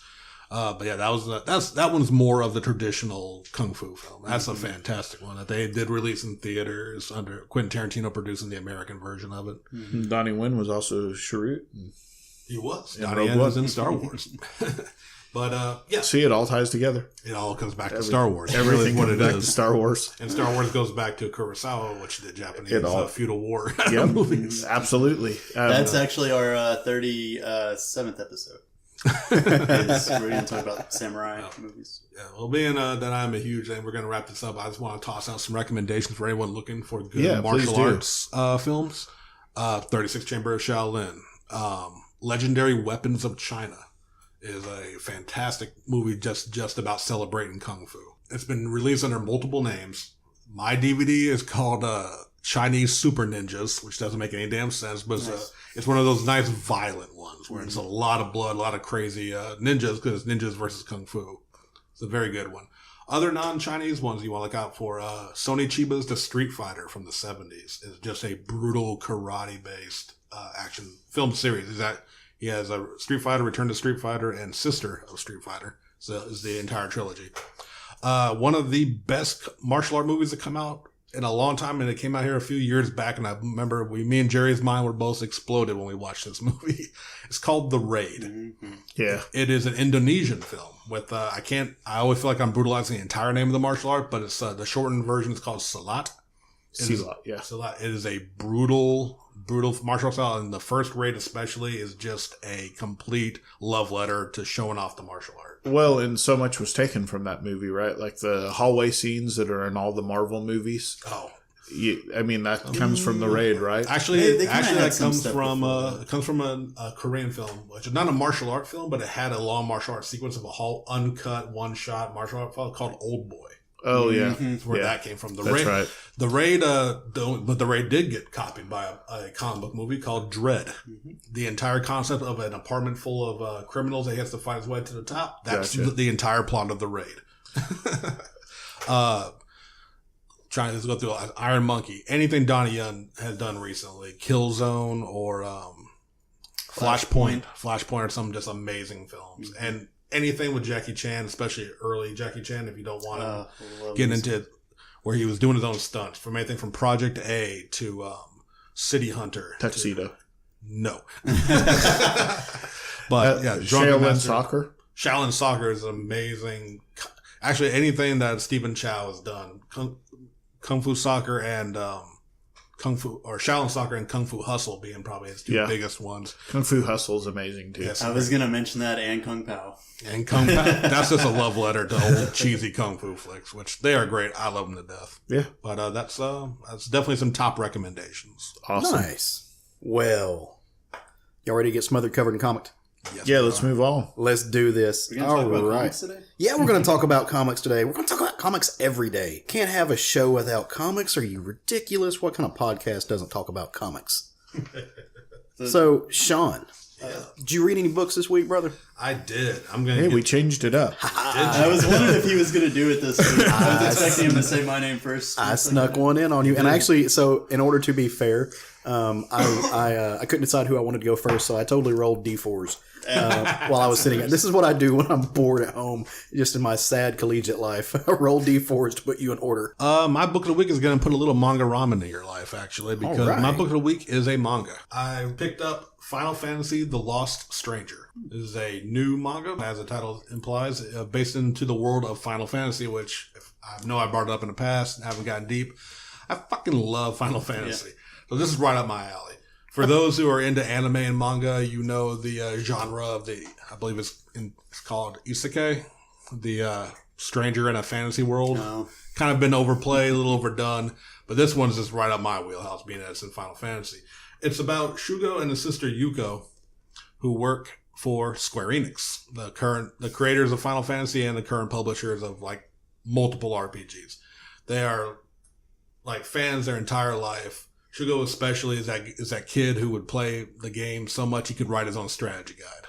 And they just always wanted to work for Square Enix. And they haven't quite hit that. Like his sister's in advertising and he's in low development. He doesn't really get to work on any of the main games.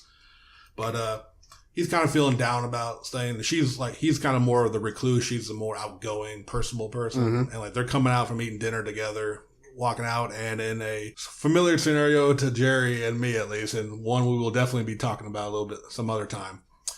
They're crossing the street, they get hit by a bus. Did Jerry get hit by a bus? No, but another anime we really enjoyed that has the same kind of premise of normal people waking up in the fantasy world, got hit by a bus. More on that on another episode. Shugo wakes up to a Moogle, which is a fantasy creature from Final Fantasy. It's one of their mascots. It looks like a cat with bat wings and a little pomp on his head. Very cute. And he instantly recognizes it. I mean, long story short, after realizing that he is in a world of Final Fantasy, because he's recognizing everything. From seeing, he meets up with somebody. He doesn't see his sister. So kind of goes around a bit. He's found by some adventurers who are wearing the traditional, like the white mages in the white robe with the red triangle. Like it's just, he is in Final Fantasy. Right. But he's noticed little differences because he's like, oh my God, you're this, like, and I can't even think of all the names off the top of my head, but like, from the recent MMO that they had, it's a lot of character classes that look like it. So 14? 14, yes, Final Fantasy 14, the MMO. He's like, you're this race. Like, no, we're called something else. Cause I'm a bad reviewer. I didn't write down what he called them. So he's like, okay, so it's definitely the world, but there are little differences. I'm like, okay, he's kind of getting used to it. They get back into town, go to the pub as adventurers in fantasy worlds do. He sees his sister. And she's just chatting it up, talking with some people. Like I said, she's very personable. And so they get a reunion. They agree. They convince the group that found him to let them come be adventurers. They can try and figure out how to get home. And they're like, okay, well, we need money so we can figure out what we're going on. Because they tell them their story, and they're kind of like, that sounds weird, but we're in a world of fantasy, so who knows what could be real. So they need to go figure it out. And they go on their first hunt.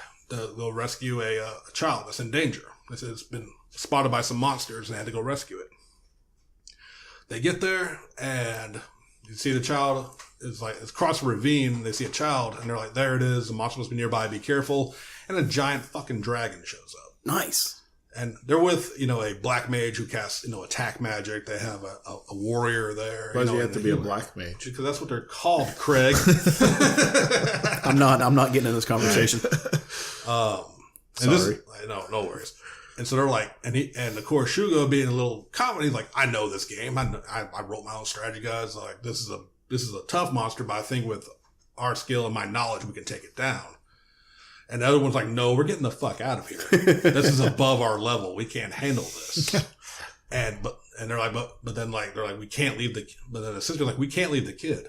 Right. She's small. She's a grown woman, but she's a very small woman. She's like, I can sneak in and grab the kid and get back. We got a healer. We got a mage that can distract it, just try to lure it away. Go in there. The mage, it's the dragon is sees them. They're barely just dodging it. And she's like, sister grabs the kid, tosses it over the ravine, take the kid. And they catch it, good. Shugo goes, all right, now you jump. And he sees the dragon has her in his mouth and blood pouring out. Oh, game over. Sister is killed. Wow. Within the first chapter. Aye. Nice. That's a great way to start a book. I was going to ask if you wanted to change your afterlife question. But, No. this you just see, and she's got that kind of a smile because she saved the kid, but you just see her in the jaws of the dragon. Yeah. Dead. Dragon gets driven away, and they get to her, and in Final Fantasy, there are items called Phoenix Downs, which bring back your dead party members, and there's even White Mage spells, which they have a White Mage called Raise, that brings them back from the dead. And Shugo's like, cast Raise. Just, anyone have a Phoenix Down? They look at him and goes, Raise? He goes, yeah, that's just a spell from fairy tales. Death is final. Yeah, it kind of breaks the rules of the world. It just destroys Shugo. They find out, like, when she dies, your soul becomes a crystal. And they usually bury it with the body or give it to a family member. And they make a necklace of her crystal for Shugo. And then, like, I'm not going to get too much more into the story. Just a little bit of what keeps it going is he noticed he had a little weird ability. Like, when he first saw the dragon, a little pop-up window, like in a video game, popped up that kind of gave a little bit of stats. Right. And he's like, that's weird, but he didn't really think much of it. Well, he knows he's in a video game, right? Yeah, he's thinking it's this video game world. Like, and then, like, they're eating a meal after, dealing with her death. And he looks at the meal and he starts seeing all the stats. He's like, oh, you used that ingredient to make this. That's interesting. He goes, how did you know that was my secret ingredient? Yeah. He goes, what? Can't you just look at it and tell? Like, no. They discovered that he has the ability called Libra, which in Final Fantasy will tell you the monster's weakness and stats. They're like, Libra? He goes, yeah, I think that feels like that's what it is. He's like, that spell's not supposed to exist either. So he knows that there is some truth to the fable story. So they're going to try and figure out how to find Raise. Yeah, he's going to try to save his sister. Yeah. Nice. Like, it is, if you're an anime fan especially, kind of a tired genre of the normal person going into the fantasy world. It started with Sword Art Online, which is super popular, but I think it's kind of like driven some fans away. And multiple others. A few good ones here and there, which one we'll talk about eventually, called Knights of Magic. But this one, if you're a Final Fantasy fan, it's just Easter eggs and references galore, of course. And I don't know, something about with the idea of he's in there, it's not just like, oh, I know about cell phones in modern times and I'm going to weird out these fancy people. He's trying to get his sister back alive. Yeah. So I'm in. It's like, it's one volume is out right now. It just got released here. It's been phenomenal. And that's something that you really can only do you can't only do it in comics. You can do it in comics really well, or sequential art really well, is like blend the mediums. Right. And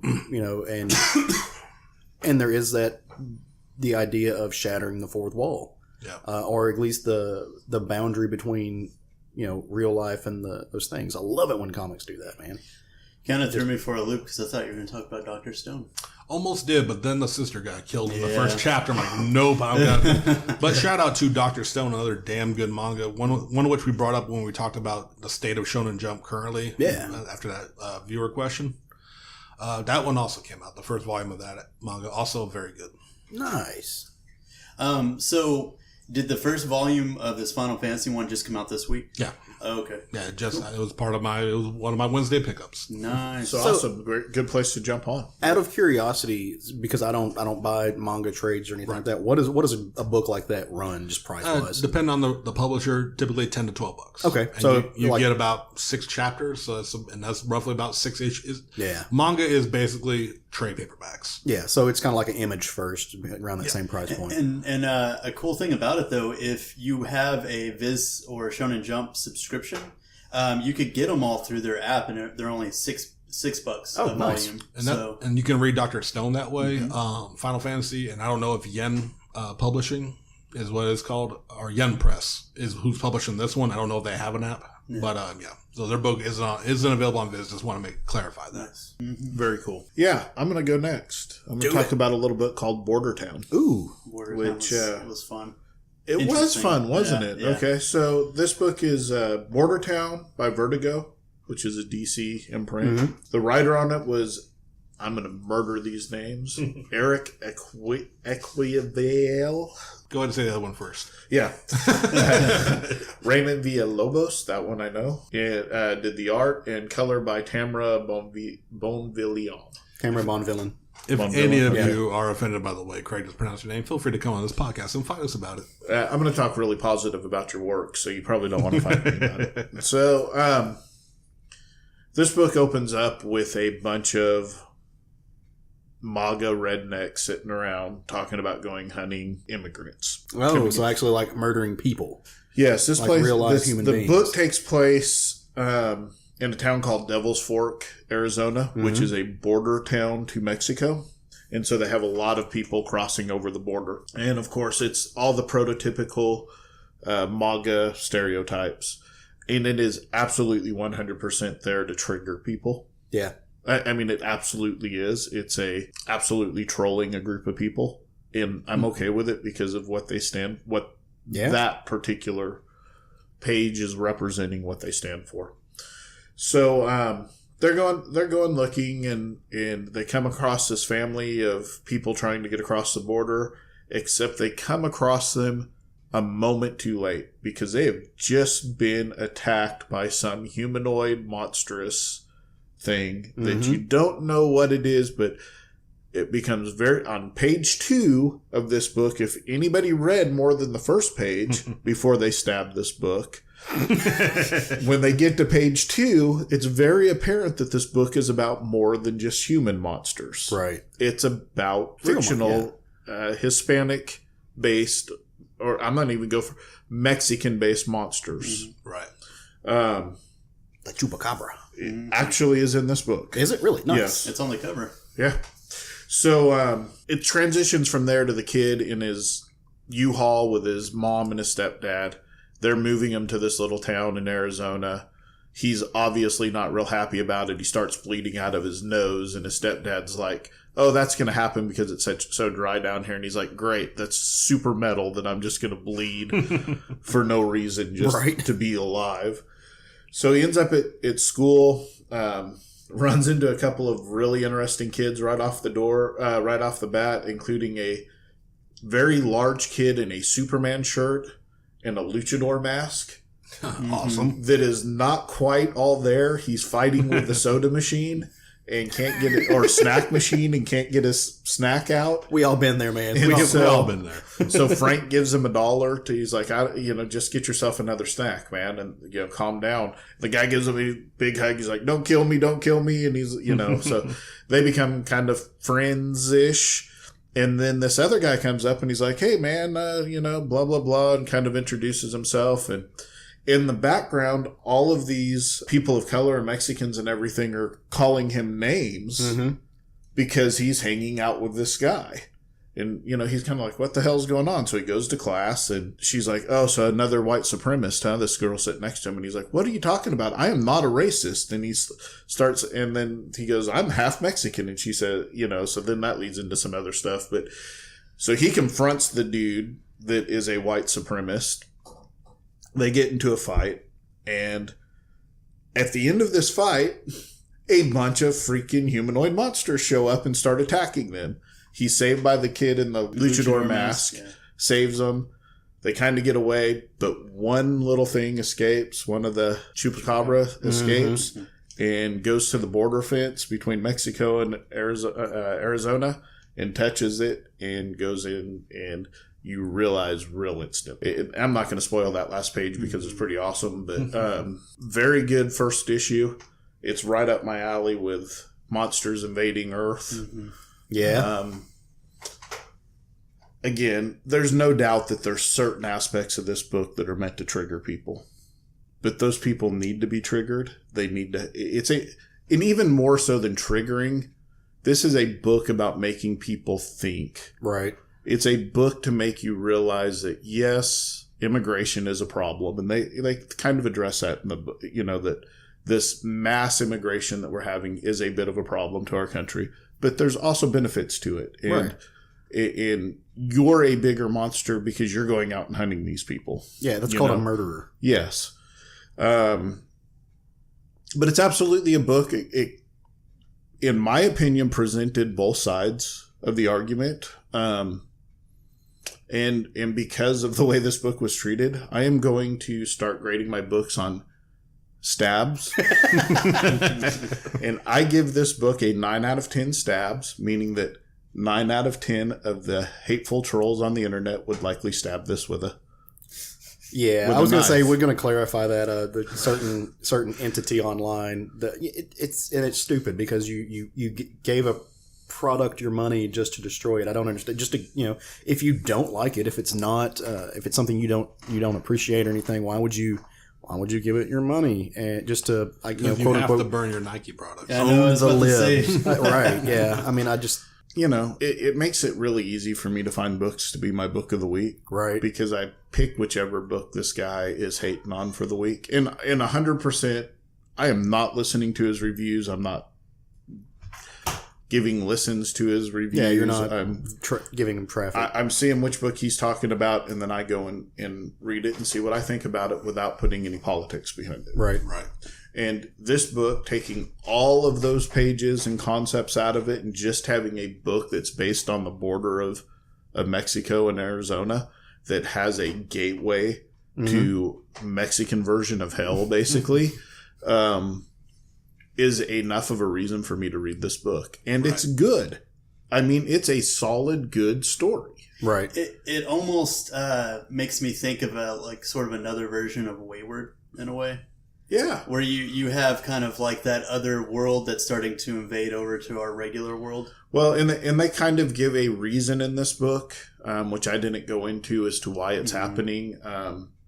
Some very Latina ways. I forget what they call the Mexican version of voodoo. Santeria? Yeah, Santeria. Yeah. It's very much that sort of thing going on.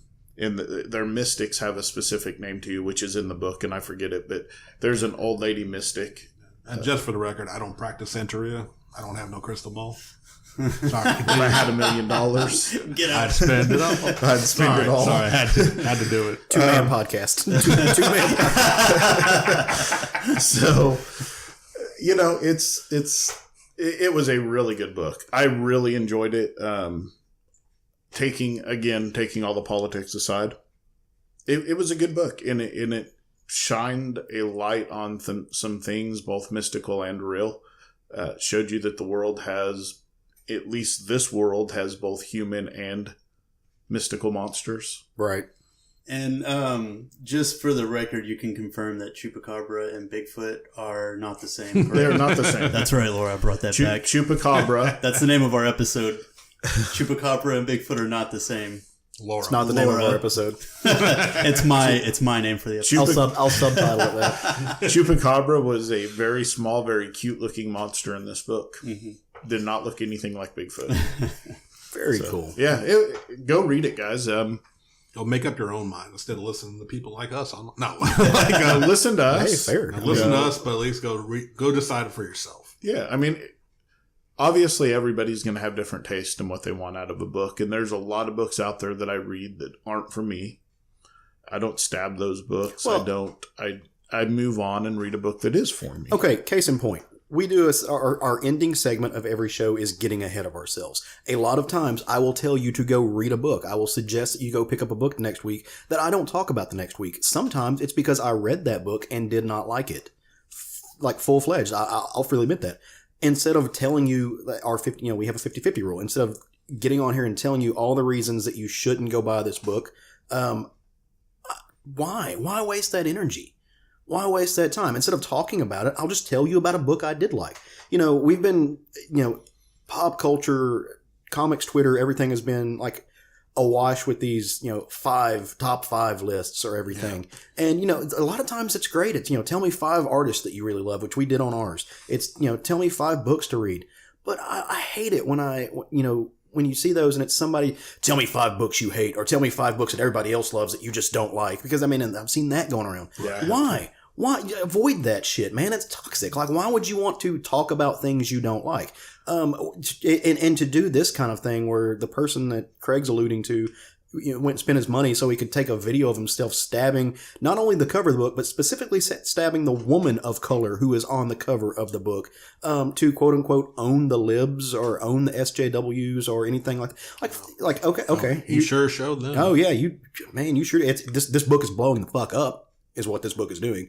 Because it's a good book. Because it's a genuinely good book. It has nothing to do with this dude's hate for it. It's a good book. Well, and so we think of a lot of things like there's 2 sides to every issue. In a lot of ways, there's 3 sides to the issue. In this particular book, there is a more conservative-leaning issue. There is a more liberal-leaning side of the issue. And then there's the fucking wingnuts who want to shoot people for crossing an invisible fucking line. Yes. And if that seems absurd to you, and if that's why you dislike, if you are angry at this book, because the concept of that is shown in an absurd light, that's because it's naturally absurd. You are committing murder.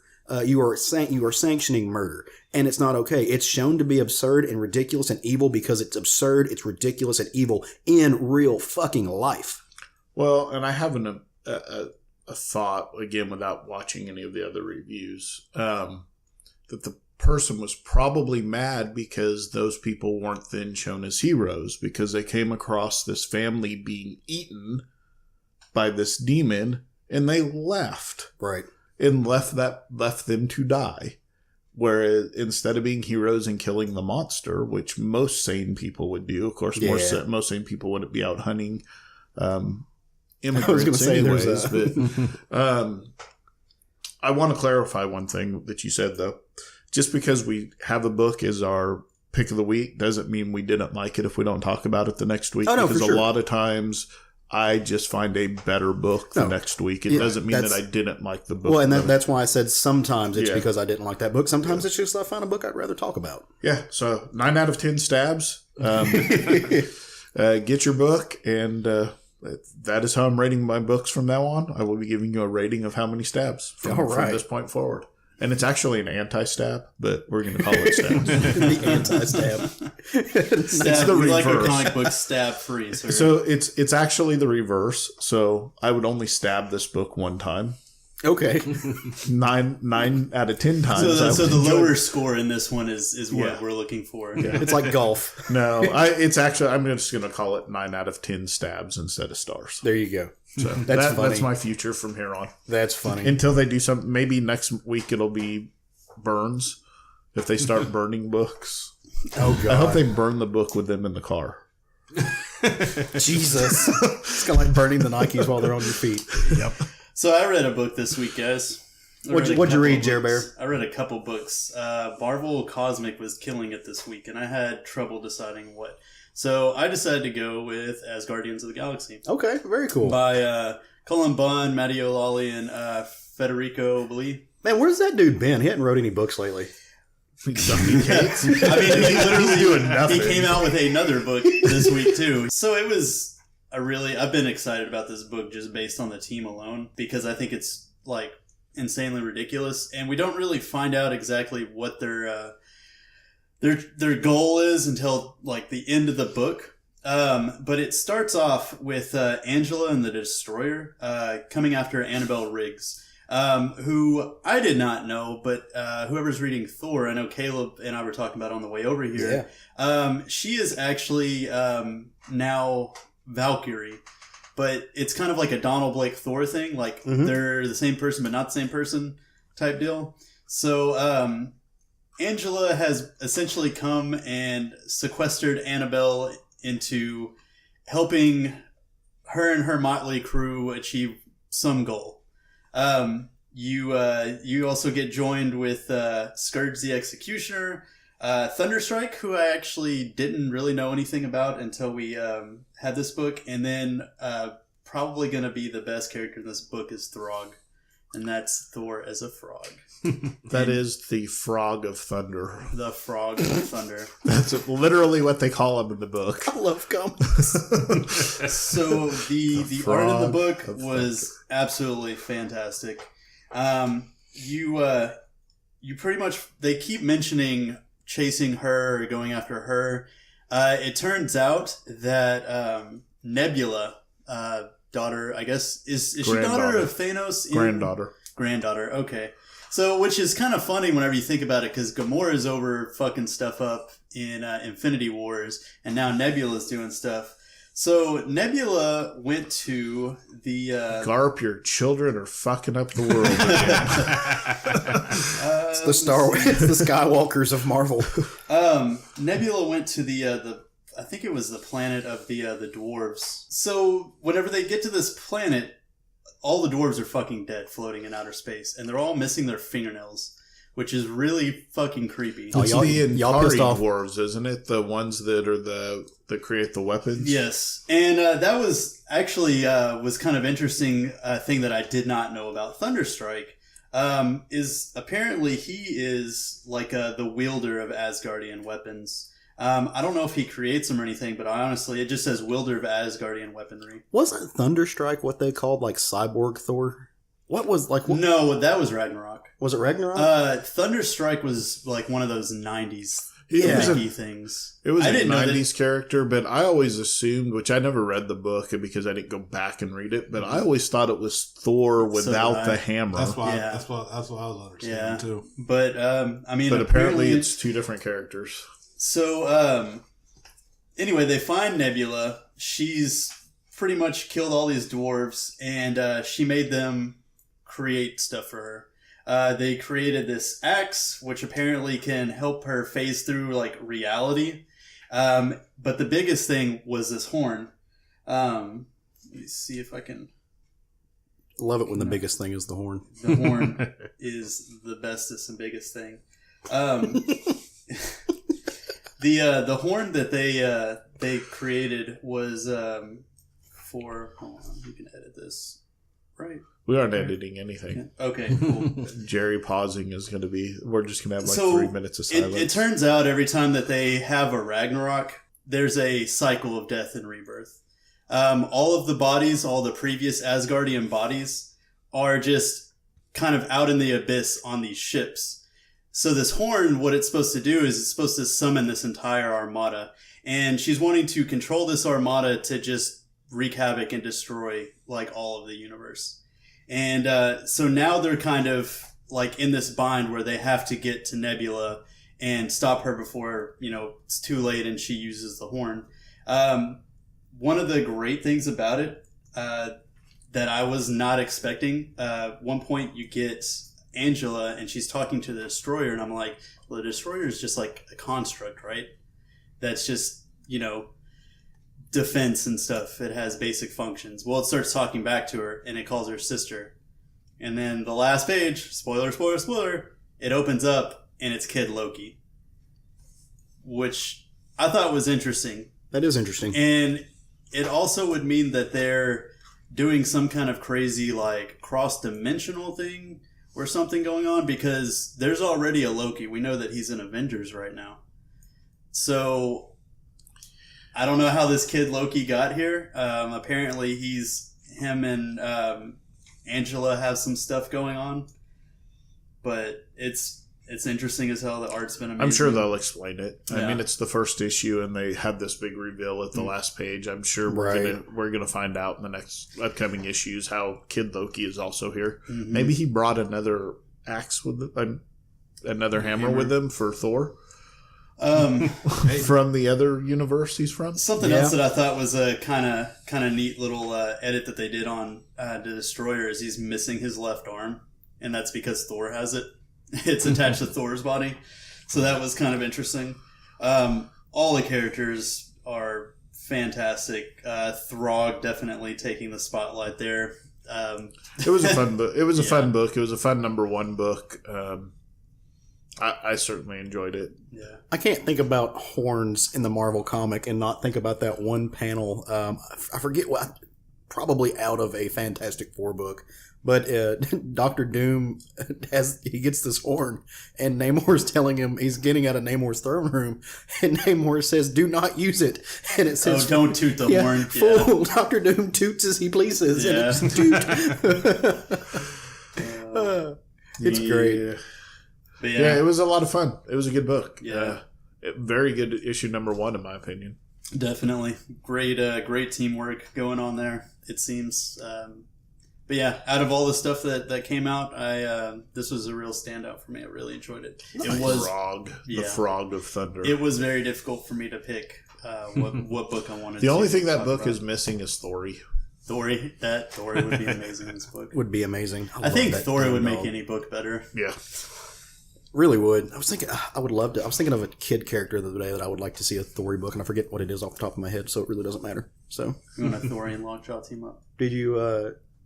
Right. Well, Lockjaw's dead, but thanks for hurting me. He won't stay dead. Thanks for bringing those feels back, Jared. It's okay. Beta Ray Bill will make things right. So, Craig, does this have a stab rating? I gave that book probably a 7 out of 10 stabs, 8 out of 10 stabs. All right. Well, I guess that means that I'm left. I'm the last of the Geekahikans. or whatever. I don't know. Jesus I'm off today. Christ. The last of the geekahikans. Work with me here. I'm a cornball. So I kind of like Jerry said, there were a few books. I earned that. I'm surprised Sean didn't reach across and slap me in the mouth. I had a hard time kind of picking what book I wanted to throw out here this week, because there was a lot from not just Marvel, but from a lot of the publishers. There was a ton of really good stuff, beautiful art, beautiful stories.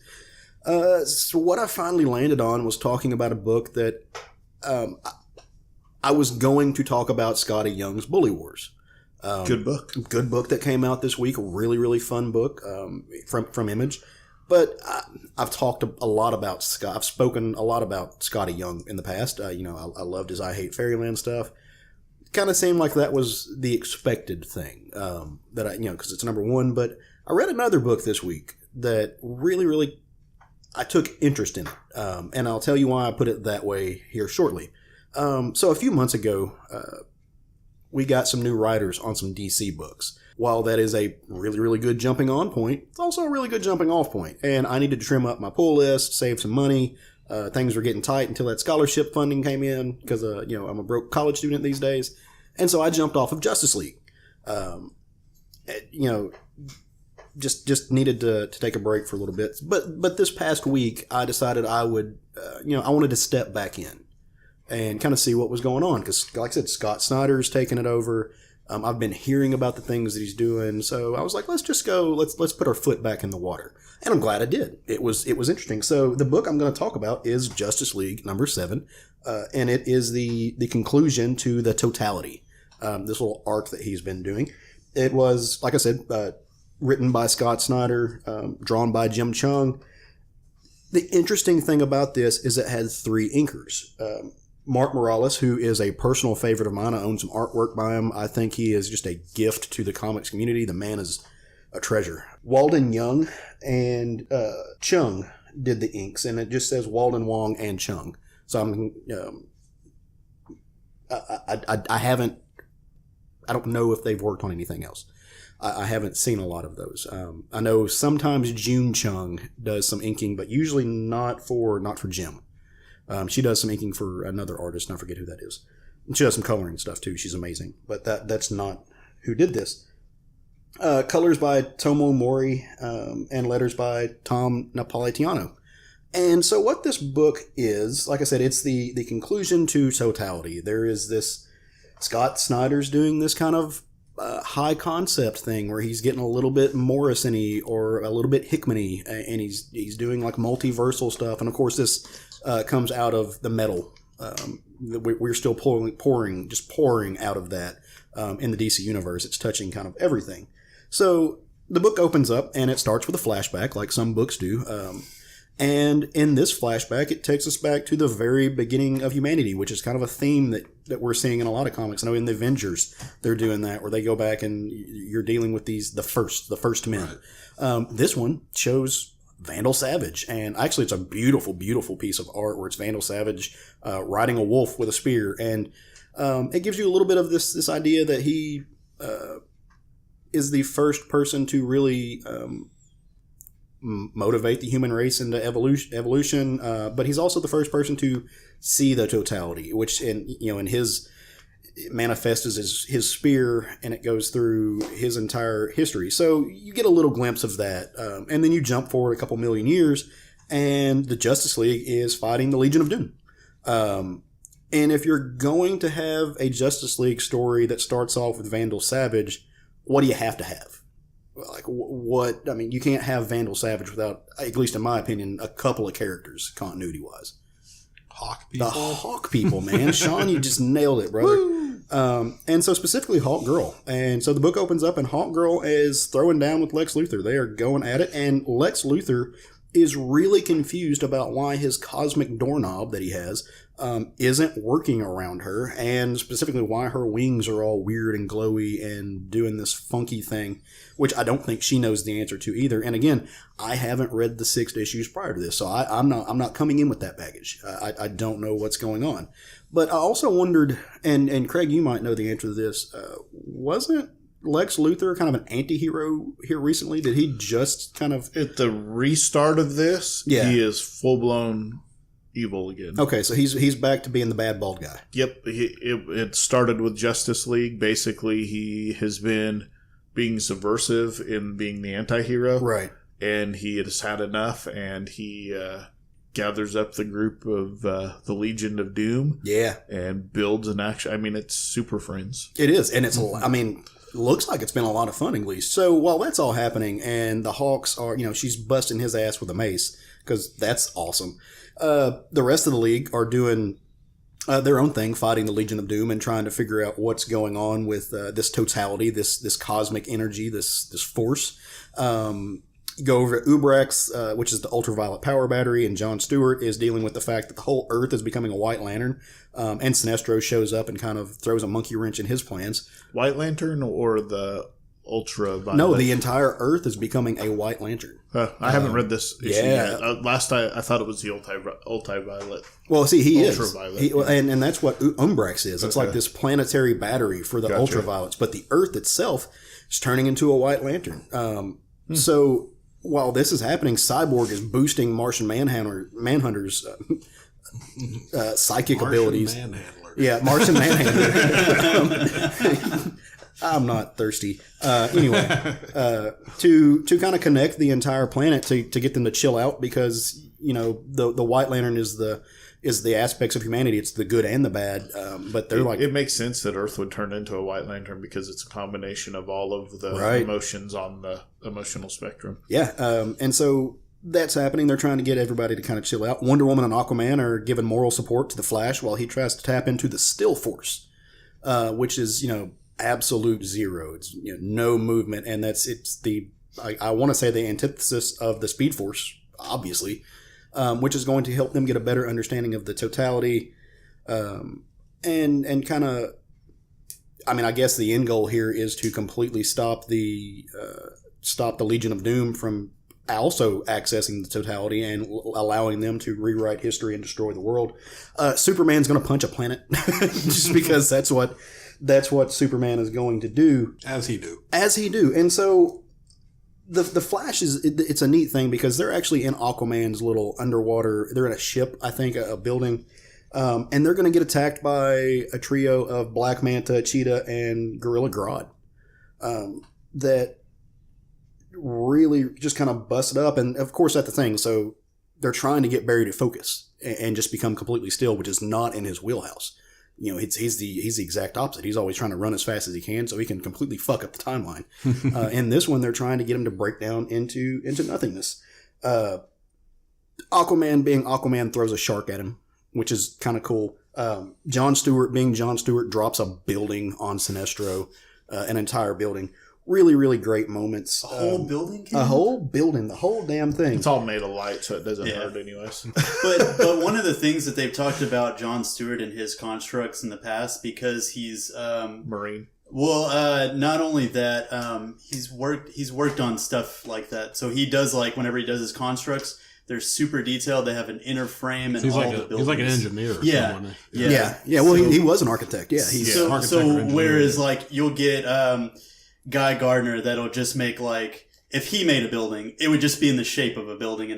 But, like, John Stewart will make the infrastructure. Actually designs the building. It's pretty badass. Yeah, and it's an actual. They show you the entire design of the building in this one. He just lands it on Sinestro's face, and then he turns into a Green Lantern. John Stewart does. So he kind of, I guess he's still used up all the ultraviolet. Possibly, I don't know if he's used up at all, but he's definitely it takes on the green colors again. And so by the end of the book, of course, it's the conclusion: the good guys win. What? Yeah, I know, crazy, right? They stop Lex Luthor from getting his hands on the totality. There's this really touching and beautifully drawn scene. He would have got away if it wasn't for the pesky teenagers. Those meddling hawks, or at least the one meddling hawk. So she's sitting there with the totality. The Hawk Girl is, and Martian Manhunter's kind of narrating, and he's kind of explaining again what it is. It's the oldest energy source in existence, the living power core from which the reality was sculpted. And it just starts glowing as she picks it up and is able to handle it, which theoretically she shouldn't be able to do that, right? It's not possible. Well, they lock it up. They stick it in the Hall of Justice for safekeeping. Kind of get all the teams together. You get the Justice League Dark team is there. Really great, bringing everybody together. By the way, I should mention Batman doesn't do a goddamn thing in this book. Batman just kind of stand there and just like, I'm Batman. Like he's just brooding in the back somewhere. Pretty much is what has happened through this whole.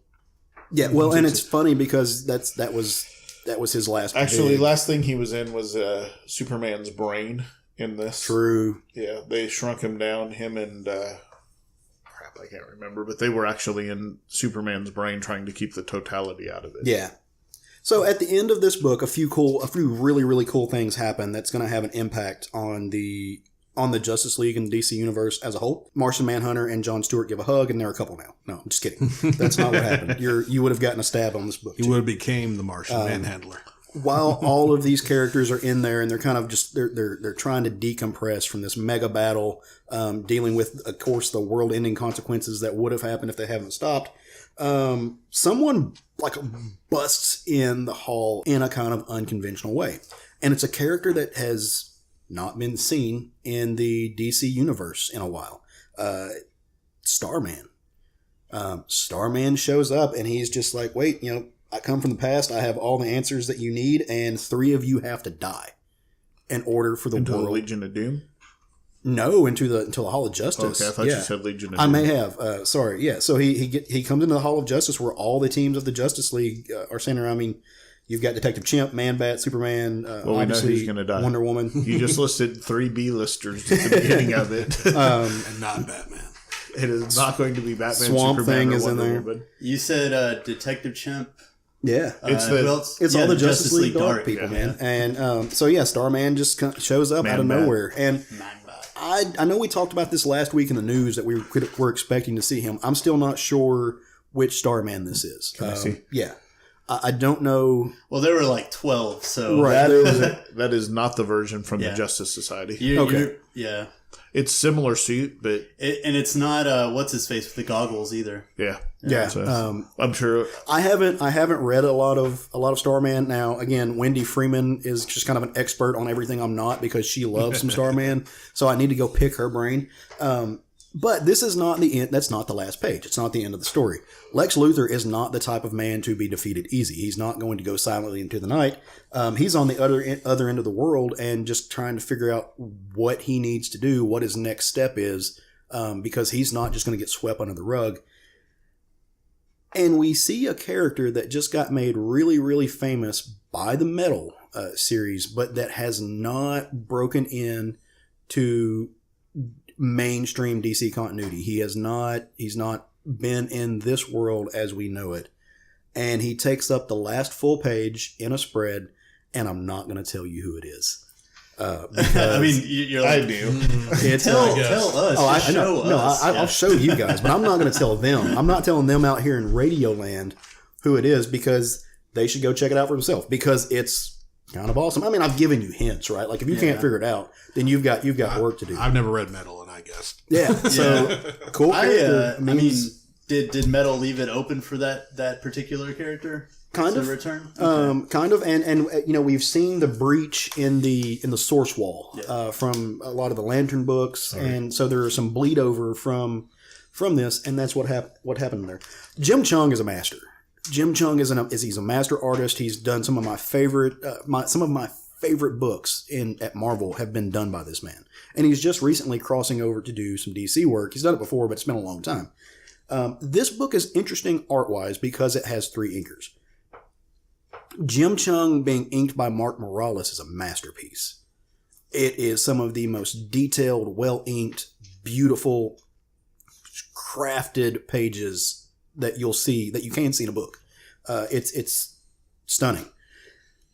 Jim Chung inked by these other inkers, juxtaposed with that, leaves a lot to be desired. And that's hard, right? Like I think if these guys if they had just inked him by themselves, I don't know that I would have noticed it. But you can't put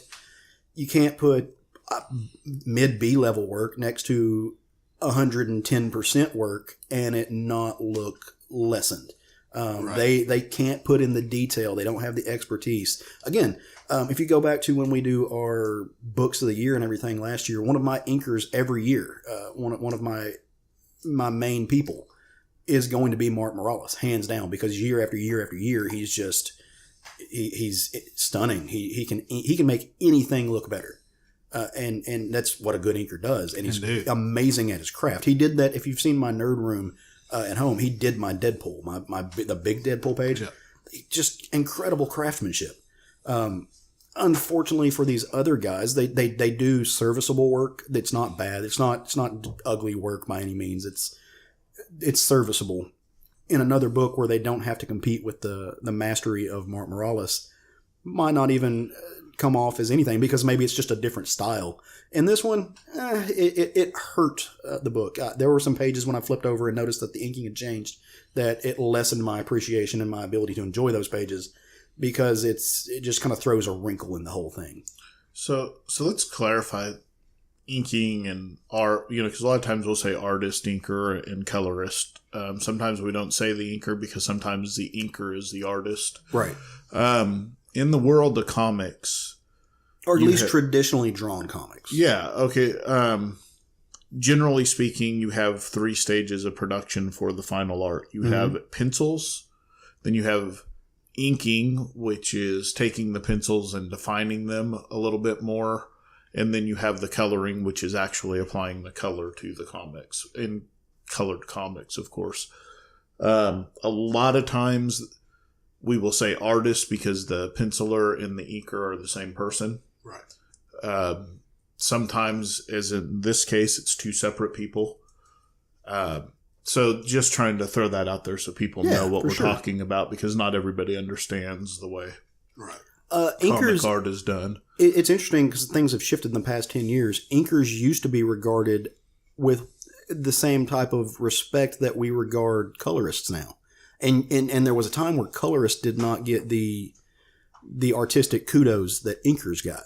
So a lot of pencilers have went on to start doing their own inking because the inking makes all the difference in the art.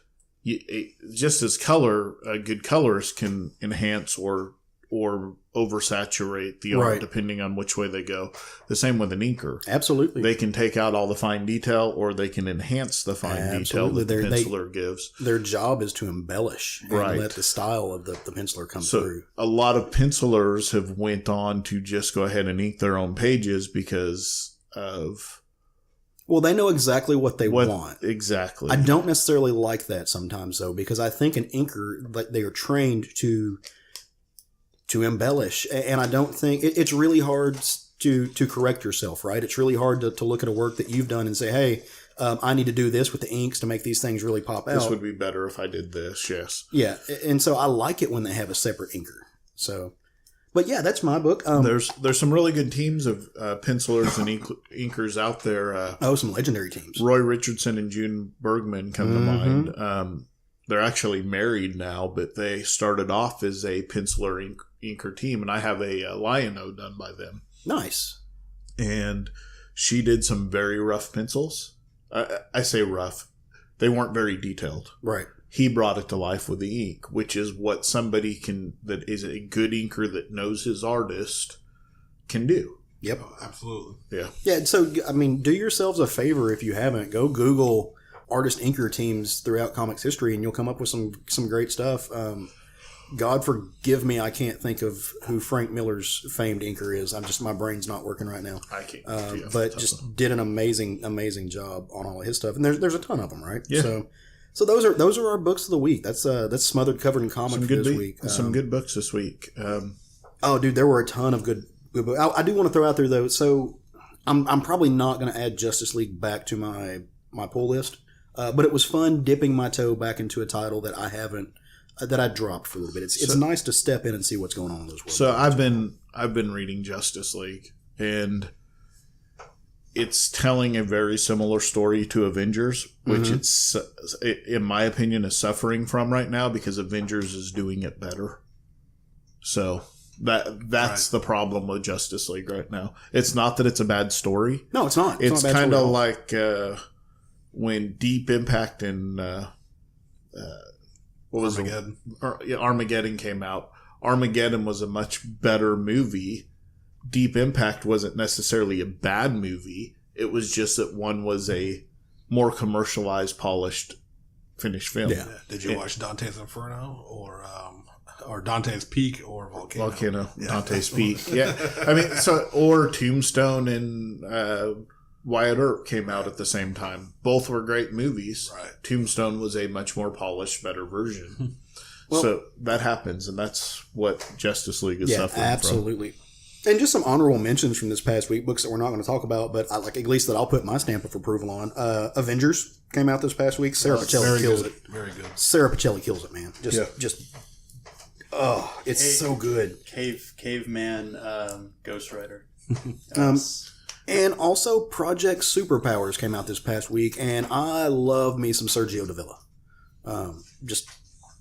Both of those are amazing. Craig's over here making masturbating noises. It's water. Sure. Jerry? Anybody else have any? You have a stack of books here in front of you. Yeah, no. Thanos Legacy was fantastic. It literally just showed what Thanos did after he came from the million-year future, and he literally goes up to Mephisto and slaps him. Is like, if Frank Castle comes to you, you fucking turn him down or whatever. And it kind of led in a little bit of Infinity Wars and stuff. And then they also had a second story that was a completely silent story of it's a story of Gamora and Thanos sending her to go kill someone, and then when she fails, he nukes the entire fucking city. Nice. And then of course it led up to Guardians of the Galaxy. Yeah, but it was a great issue. Very cool. Unnatural Volume 3 came out. It almost got picked, but I've talked a lot about it as it is, and I kind of want y'all to go out and read it your damn selves. Right.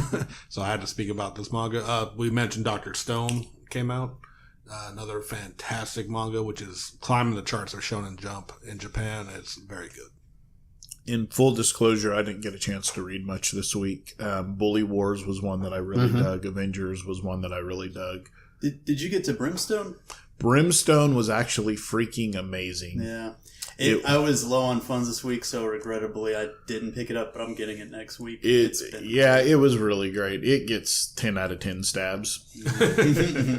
And the X-Men are still up on my stacks of stuff to read. So all great books, guys, and hopefully they're still on the shelves. If you haven't read them, you can go to your local comic shop, or you can order them off of Midtown or discountcomicbookservice.com. Something, get your hands on them, because it's fun stuff. Even if they're not stuff that we're just going to gush over, even if they had problems like mid-level range, like I think honestly Justice League was, it's still worth the read. Yeah, I'm not upset at the $4 that I spent on it. So let's get ahead of ourselves a little bit. Talk about some books that are coming out next week that are going to drop on Wednesday for New Comic Book Day, and that we think that you would do well to go read. So, to no surprise at anyone, for me, it's House of Whispers #1, DC. It's the next release of the next Sandman book. So, it's got Nalo Hopkins and Dominique and Sean Andrew Murray on it. I don't even know the premise of the book, and I don't even care. It's Sandman, and I'm going to read it. It's a #1. It'll tell you. Yeah, it'll tell you what it is. Yep. Mine is not a #1, but I'm going to kind of stay in line with my DC reading habits, and specifically my DC Hawk reading habits. Hawkman #4 comes out this next week. It is Brian Hitch art and Robert Venditti writing, and that's a good combination. And it's been a really good combination. Hitch has been tearing up the art in that book. This is the Hitch that I've missed. This is the Hitch that I fell in love with. Venditti, who quite honestly I'd lost some favor with after his Green Lanterns stuff. His Flash stuff was okay. His Green Lantern stuff kind of for me. He has redeemed himself with Hawkman for me. It's been a lot of fun and it's just been a good book. See, I didn't read his Green Lantern stuff. I read a lot of the stuff he did with Valiant, and that was some really good stuff. He's an amazing writer, but for me, the Green Lantern stuff just didn't work that well. I mean, he suffered from following Jeff Johns' run on Green Lantern, which was probably will end up being the quintessential Green Lantern run. It's tough to follow in those footsteps. But just to give you an idea of what this book is, it's number 4, and we're going to see, strangely enough, Hawkman versus Carter Hall in the Brawl of all Thanagar. And if that doesn't make you want to go read that, I don't know what will.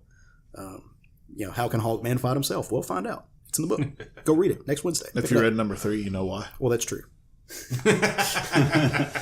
I also read number 3. Go pick that one up too. Pick them all up. I promise you won't be disappointed. Well, after the cliffhanger of the issue beforehand, my book I'm looking forward to is Runaways, number 13. While I'm not going to spoil it again, go out. You need to be reading this series. It's been fantastic. And I got to see where the fuck they're going with this. I'm excited to see where the fuck they're going with it. Yeah, me too. Side note, new issue Domino comes out also. Oh, it does. Domino. Yeah. My book for next week is actually going to be Sideways number 8. We get to see more of his romp through the dark multiverse with the 7, I guess you would call them the 6 Soldiers of Victory right now. They're still looking for their missing 7th member. And apparently there's going to be a Porcupine Jimmy Olsen. So if you don't find that intriguing, then I can't help you. So, the New Age, which that's part of the New Age of Heroes, they've been suffering in sales a little bit, and I don't understand why, because Brimstone, Silencer, Sideways, Terrifics for you, and did I say Silencer? Yeah. Those books are absolutely amazing. Mm-hmm. I don't got know. Great talent on them and everything too. So I'm not sure what's going on there, but I mean, for sure, 4 out of 5 of those somebody will like. Because they're good books. It just seems like a lot of times people want the same old stuff, I guess. And this is new and interesting. They bitch about changing old characters into about changing old characters, but when they give them new characters, they won't read them. Yeah. And these are all good new characters. Well, all right. And then last but not least on my list, Cemetery Beach, number 1 comes out by Warren Ellis and Jason Howard. So, do we got anything else we need to cover, guys? How we feel about this week?